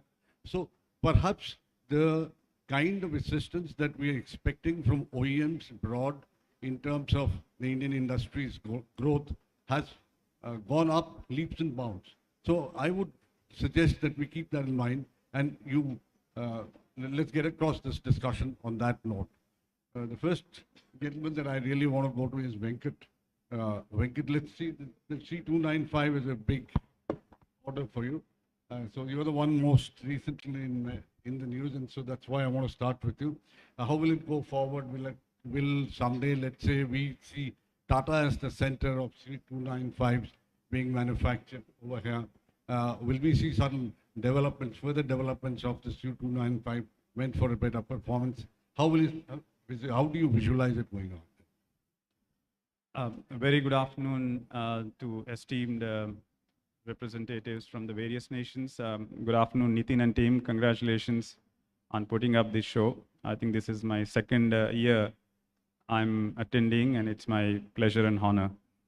The question, I think before I answer the question, Chatterjee, I would like to, for the benefit of audience, I would like to share about how unique this C295 program is for India. I think I'm sure you're aware this is the first unique Make in India program involving an Indian private industry, as well as Indian DPSUs, as well as the various MSME, along with the foreign OEM. It was under a buy and make category. Of course, few flyaways and the rest have to be done out of India. I think that gives quite a legitimacy and hand-holding and a sort of a confidence for an Indian private industry to take on. So I think we are glad to share that the program is really going well, and as Air Chief Marshal has shared this morning, it was a historic moment for all of us, for Airbus, for TASL, for entire DPSUs, BEL, BDL, and including MSMEs, to see the first C-295 aircraft being inducted into the fleet of Indian Air Force end of September very recently. Now, as far as the program, it's really going well. We are working alongside with our partner TASL in productionizing the aircraft, the subcomponents, the assemblies, as well as supporting, guiding them in establishing the final assembly line to ensure the aircraft out of Indian FAL is also on time. I think, yeah, there's a task ahead of us. The first C-295 has been delivered. We're parallelly working alongside to ensure that the rest of the remaining 15 flyaways are delivered on time and on quality, and alongside working with the TASL as well as including the MSMEs to shape the industrial ecosystem and to deliver the value what we have committed to the customer, Indian Air Force. Again, I take this opportunity to express really a gratitude to Ministry of Defense, Indian Air Force, for their continued support in shaping and guiding us in ensuring the first Make in India program is a success, and we are really indebted there. Right, thank you. Let's get on to you, William. And my question is, it's going to be mostly, as I see it, some kind of partnership. Since the morning, again, in various sessions, that's what's being talked about: partnerships, cooperation, technology, this thing, joint ventures. So you've got some joint ventures over here. How's the experience been? How's the run been? What do you see it achieving, let's say, in the near future? Yeah, no, and I want to express my thanks too to Nitin Gokhale and yourself, Brigadier Chaudhary, for pulling this together. We're pleased to be part of this over the last 4 or 5 years. Given the title, what's the foreign OEM's responsibility to the India defense sector? I think it starts with the end user, because it's our responsibility to deliver capability, deliver solutions, reliability, availability, and then ultimately the ability to sustain and upgrade those platforms and systems here in India. And I think that's where we start. And even in advance of the C-130J requirement, well over a decade ago, we sought out, to your question, a partner. We worked with Tata to start building the C-130J empennages here in India out of opportunity, not obligation. Some people look at that and say that was an offset obligation, and frankly, it's not. And over the last 14 years, we've delivered over 200 empennages, and with that, we've gone from importing components and assembling them to now over 95% indigenous content on the tail of the aircraft, the empennage itself. And so in that, I will say, nearly decade and a half, we've helped build up an ecosystem of MSMEs, over 300 suppliers that feed into that capability. And frankly, I would submit that it was a catalyst for where we've reached today, and I applaud Airbus for moving forward on the C-295 program with Tata as well. And very similarly, we partnered with Tata on the S-92 cabin production. We've produced over 157, and in that case, it migrated from Japan, from MHI in Japan to India, again, out of opportunity, not obligation. We haven't delivered an S-92 in India, but frankly, it helped position us to answer the question when asked, what's your investment in India, your partnerships, how are you delivering on Make in India, when they were evaluating MA-60 Romeo just back in early 2020 and coming to the conclusion on that deal. And so in both cases, I think it's really important that we're seen, not just seen, but we act as a partner with India, for India. And really, it was mentioned earlier, we're leading with exports, right? We can't predict when the particular India requirement will come up. And so, for instance, we just announced earlier this year, we're producing fighter wings down in Hyderabad at the Tata joint venture. Now, that's in advance of the requirement for the MRFA, but it's exactly what we did with the C-130J as well. And I think that's what's important. And actually, what we're finding is that the export truly is a catalyst. If you look at the data over the last 5 years, and this gets to the MSMEs, not just the JV partnership, we've got hundreds of suppliers feeding into our global supply chain. Over the last 5 years, $3 billion worth of exports to the US. Of that, for which we're a part, a significant part, that's 32% of India's defense exports. And then with France, I think at around 14%, Israel at 3%, Russia at 2%. And so it's a way that we can show our commitment in local partnerships, just as Airbus is now getting to the level of building complete aircraft with the C295. I think that's where our responsibility as an OEM, but it doesn't end there. It's not just what's the indigenous content on the delivered product. It's about building up the maintenance, repair, and overhaul and the sustainment capability. That's the way we're able to get to the level of availability and reliability on the C-130Js. That's what we're moving towards on the MH-60 Romeos as they induct those helicopters. And I think, lastly, I'll say at a platform level, as Lockheed Martin, we deliver platforms. So we don't just deliver platforms, we deliver the systems and the capabilities that come with that with our suppliers, our partners. So whether it's GE engines or avionics, EW systems, we work with our partners on the platform to ensure that they've got a Make in India strategy, that they're part of the solution, both to make and maintain in India for the long term. Thank you, William. Next question to you, Laura. If you could tell us about your company's footprint over here in India, and what kind of, even if you, whether you have a JV or you don't have a JV, on what kind of a cooperation arrangement, etc., you have over here. So, good evening, everyone. First of all, maybe I think it's important to speak about Naval Group. Okay, we are both system designer, and we are manufacturing surface ships, we are manufacturing submarines, okay, and we are integrating all these systems into these platforms. But we are also a manufacturer of some equipments which are integrated on these platforms. So my speech will be considering these two aspects. First, we have been working, it has been quite a long journey because everything started in 2005 for us with Mazagon Dock Limited in Mumbai.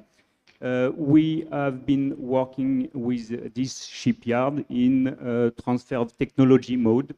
Okay, we have started from initial assessment on the industrial facilities. We have assessed also the man force, and we have identified improvement plan in order to ramp up this shipyard in order to build these Scorpion submarines. So we have been doing that on the submarine at the submarine level, and I must say that we are quite proud of what we did, because we could successfully deliver the submarines to the Navy. And these submarines are not second-class submarines. They are fully matching with the contractual requirements. And as we discussed already a few minutes ago, everybody knows that the Indian Navy is a demanding customer. So we could make it, and we are also very proud to say that from SM3 onwards, because this program was consisting in building 6 submarines, and from SM3 onwards, MDL on his own has manufactured, has assembled, has tested, and has delivered these submarines to the Navy with a very, very minimal involvement of Naval Group specialists. And this is a success because this was nothing else than the original objective of this transfer of technology to MDL. There is another part of the transfer of technology that is not so commonly understood, but we have done more than make in India. Okay, we have also given some transfer of design processes and design documentation to the design Naval Directorate of the Navy. And the Navy has then acquired some competencies in the modification of the systems of the submarine. Now, if I'm coming back to the other, let's say, role of Naval Group, which is to manufacture some equipments, for this part of the activity, the model was to select some MSMEs, some partners, to manufacture these items. We'll go into MSMEs a little later, and then get on back. Say more or less similar question. What's your footprint like in this country, and what kind of a cooperation, what kind of a joint activity have you undertaken so far with us? Hello. Yeah. So good evening, everyone. I think first of all, it's important to say that I'm a little bit odd one out in this bench because all the three giants sitting nearby me, they are all the platform OEMs, and I am the sensors or equipment company. But there is an advantage: I can provide systems to all of them. That's advantage. Coming back to the what we do and what kind of a Indian footprint that we have. It's very important to also mention the role of the defense acquisition policies here. And from my point of view, I would regard the DAP 2020 or a release of a DAP 2020 and the implementation of it as a turning point from my point of view. By the time the policy get implemented, by the time we start seeing the result, it was post, let's say, Corona period. This made foreign OEM, a right food for thought to think, how do we handle this whole indigenization topic in India? Because so far, it was okay to do the build to print, it was okay to sell, but this particular change in the direction is asking for more. And of course, this is asking for the new and innovative business model. How do we get into the Indian market? Does it mean that I would be, let's say, letting go of all my IPRs or a design which have been done in the last 20, 30 years in the back countries, and how do I do that? So, of course, there was a lot of internal deliberations within the companies. And I could say that from my side, our company, we made our strategy considering this policy and the Indian requirement into mind. We have our different building, let's say, business models. We have been working with public sectors, MSMEs, and depending on the volume of the business or the technology, we have a different collaboration or engagement model. For some cases, we are even going for an IPR sharing. We are even going for an IPR sharing in which we are kind of transferring the product to India. And when I say transferring, it is not only the production transfer, it is a design transfer with also a business model where this Indian entity would also get an opportunity to export it once they start building it. Of course, it cannot be done for all the products, but these are the, depending on the business cases, on a product by product, but we are doing it. The second kind of a business model that we are doing is a kind of a co-development, because I said, and I think a lot of the panelists before also said the right point, that gone are the days for the only for the, let's say, local manufacturing. Now we need to go a little bit up.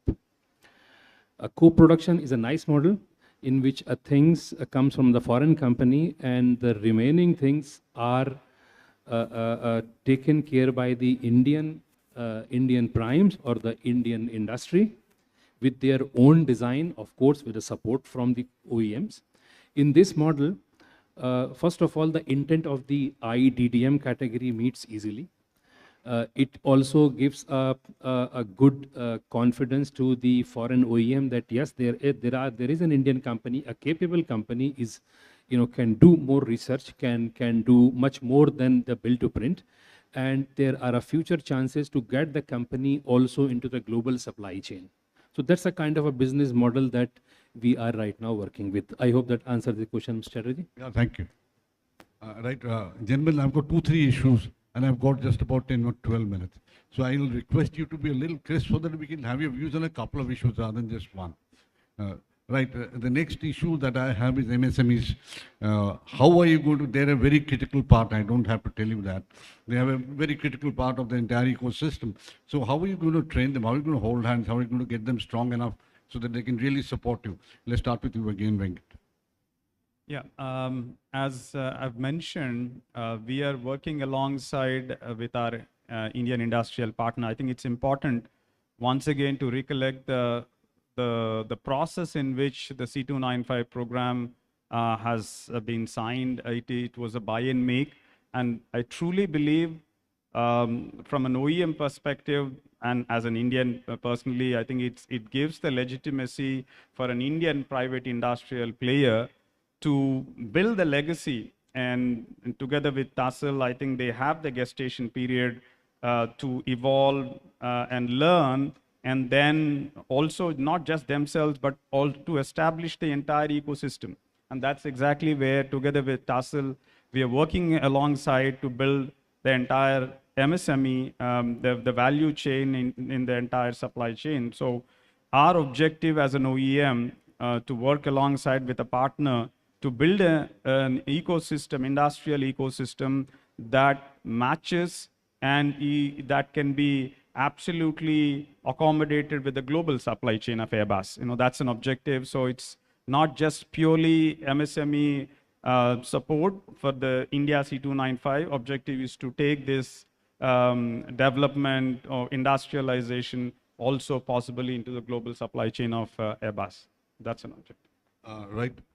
William, you have something to say? You were talking about MSME last time. If you still have something to say, please go ahead. I would just add maybe 2 points. One, it's orders, right? We need to place orders with the MSMEs, and with that, we're able to mentor, skill, transfer technology where required, tooling, and really upgrade the capability, and then take it to the next level as and when, if they start on one program, they want to move up the value chain as well. The other element is startups. Startups are the next MSME. And so we've invested as a catalyst through our India Innovation Growth Program. But like IDEX, we need to promote that. So I met a missile company, frankly, that started as a startup in 2007. And so I think those are two really important dimensions because that's where I would say the heart of our ecosystem is here in India is with the MSMEs. Laura. I was starting a few minutes ago to explain our model with the MSMEs, mainly focused on the equipments for which we are designers and manufacturers. Of course, we have sourced plenty of them. We have qualified dozens of them. And we have delivered with them the items for the initial construction phase. It was around 10 to 12 years ago now.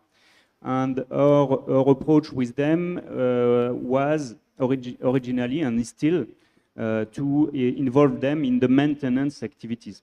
Okay, so this is what is giving to us and to them long-term commitment and long-term involvement in our business in India. Can I have any inputs that you want, Anjali? I think MSMEs or a private industry, in my opinion, would be the real fuel and a catalyst for Indian defense growth.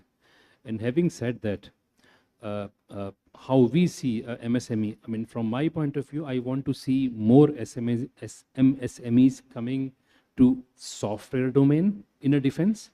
I want more MSMEs to invest more into the R&D, research and development at the lower TRL level, because this is one area, in my opinion, which would definitely help in achieving the self-reliance together with a foreign OEM contribution in the long term.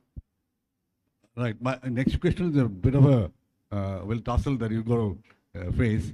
And the tussle is, with this Atmanirbharta, we're trying to manufacture more of our stuff ourselves. Isn't the business opportunity for you people listening? How are you adjusting to that situation? Or is the opportunity increasing because the scales go bigger? So how are you adjusting to that situation? Yeah, as far as the policy, we at Airbus, we really welcome the policy of Make in India, and actually the program, the current that we are running, indeed demonstrates our commitment through the India C295 program. We truly believe from the transition, as I shared earlier, from a buy and make to eventually for Indian industrial partner to be the prime, we do welcome, and we are really seeing that that being implemented going forward, and we really are open, and we are working closely with Tata Advanced Systems Limited, our Indian industrial partner, for them to be prime, and we're working alongside for pursuing the forthcoming C295 opportunities for India, and then many more to come eventually as well. We welcome that. Will you take? Yeah, no, I should have mentioned this earlier. One of our partners is the U.S. government, and being able to, with the platforms and the systems that we're delivering, I think the GE engine deal is a great example, working with HAL. For us to get to the levels of Atmanirbhar Bharat, to get to the indigenous content, it's going to be a stepwise process. But the investment of effort in the F414 engine is the same kind of technology basis that we can leverage into the fighter offering that we have with the F-21. That's transformational. And if we can see more of that, that's going to help us move up that indigenous content curve. And I think that's a way of looking at it. It's stepwise. If we had a 50% indigenous content requirement for the LCA out of the box, we wouldn't have launched that program. So how do we, very diligently, identify that path to self-reliance? And then secondly, I would say, and equally and maybe more important, is typically the life cycle cost after the delivery of the aircraft is 3-4 times or maybe even more the initial acquisition. And so we're looking at higher levels of indigenous content in that MRO and sustainment. That's self-reliance truly, but it's also a high value when you look at the ability to both manage costs and delivery timelines and sustainability of those platforms.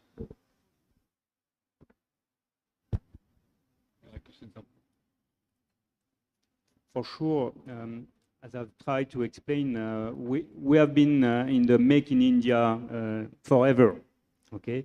So this Atmanirbhar Bharat policy is not something new, is not a threat. This is something for which we are quite comfortable. We have been using it, I would say, forever. What is important to understand also is that our subsidiary, Naval Group India Private Limited, is fully Indian. Okay, I'm quite exceptional in this subsidiary. I think next year we will touch around 80 employees, more than 80 employees on the payroll, and less than 5 will be French. Okay. What is important is that we have now around 30 engineers working on the technical topics. and next year it will ramp up to something like 50. What I want to say is that our subsidiary is not the post office sending some questions to the back office in France. Our subsidiary is a real Indian company working on the real technical topics, managing the real maintenance activities that we are doing for the Navy. And for sure, this is fully compliant with the policy of the government of India. Do you have anything to from that? I think this Atmanirbhar policy as set out by our Honorable Prime Minister, we henceforth, we understand it, we acknowledge it, and we respect it. We are trying to evolve our business model around it so that we ensure that what we do in India is compliant to and also have a kind of a win-win solution for both of us, the buyers and the seller. Yes, it is, I must admit that it is not easy. It has been challenging, but so far we have been pretty successful in this game, and we would definitely continue. There were initial fear that I think it's important to mention that, okay, fine, would we be relevant after 15 years? If we are doing the more transfer of technology, what will happen to us? What would happen to the foreign OEM? Would we be required to do business? Or so those kind of fears we need to encounter, and we need to address them with the right setup, with the right industrial partners. And the importance of identifying the right industrial partner whom you can trust, who is working with you like your very close, let's say, company. This is also very important in the whole game. Thank you. Last round of question. I'll have only the same question for you and William, both of you. And I'll give you a minute each to talk about anything that you feel like, the other two gentlemen. But please make it sharp, because I'll get fired. My job is on the line. Okay. My question to you is, you see exports from India as far as C-2995. Do you see that far? Yeah, that's quite a legitimate question, and that's a constructive problem to have, given the task, the humongous task that we have ahead to first deliver to the Indian Air Force out of India, from the Indian FAL. That's the first objective that we have. Having said, we see within India itself, for Indian Armed Forces, a potential of close to 100 C-295s more. So that's a constructive problem. If we can manage while balancing the internal stakeholder requirements, certainly a positive problem to have on the export side. Will be more than willing while balancing the internal customer requirements. William, your company has already been exporting. You've been sending the empennage out. Any increase, any other area that you have in mind? Well, we would love to get to the point where we can, build aircraft, helicopters, fighters, transport aircraft to meet the Indian requirements, and then ultimately meet the export requirements and opportunities that come with that. But I think the real nearest term opportunity is maintenance, repair, and overhaul as well. Sustaining the platforms that we're operating in country locally from a self-reliance perspective. And we're going to do that with local partners, with MSMEs that feed into it. It's about spare parts and sustainability. And so I think that's equally important and often understated in terms of the impact. And that positions us leveraging what Airbus and others are doing also at the platform level to take these opportunities to a much higher level of production capacity going forward. Right. Just a minute. Any point that you want to put across? I will make it very short. This is a reality. We have signed some framework with MDL for some export opportunities, both in new constructions as well as in maintenance. This is our current reality, I would say. I think working more and doing more in India is not only the necessity out of a defense acquisition procedure or meeting the regulations. I think it is also the the requirement considering, and I can talk about the Europe, especially the availability of the engineers, the right setup to expand, having the right capable companies, partner company in India also helps in a larger scheme of things for many foreign OEM. Right. Thank you, gentlemen. I'm not going in for a question answer session since we are already very short of time. We've overshot quite a bit. So we'll forget about that. Thank you, panelists. Thanks so much for, I think we kindly give them a loud round of applause.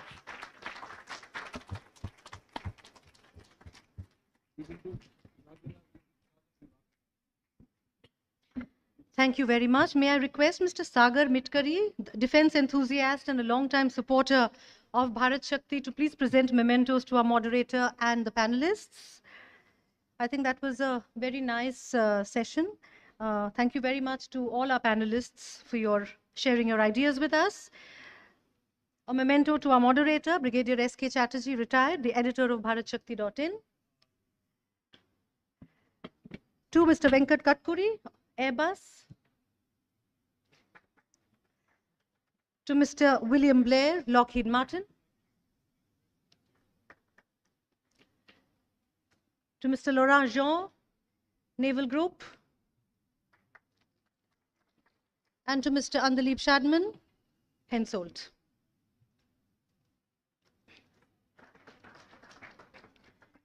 Thank you very much, gentlemen. Let's move into a very quick stretch the legs break. I won't call it a tea break really, because I can't give you 20 minutes. 10 minutes is all I have. So I request all of you to, you can go, you can get a cup of tea and you can come back to your seat. I'll organize someone to take the cups from you after you're done. Just let's stretch our legs for 10 minutes and then we'll come back to hear the Chief of Army Staff speak and interact with our Founder-in-Chief. Thank you very much.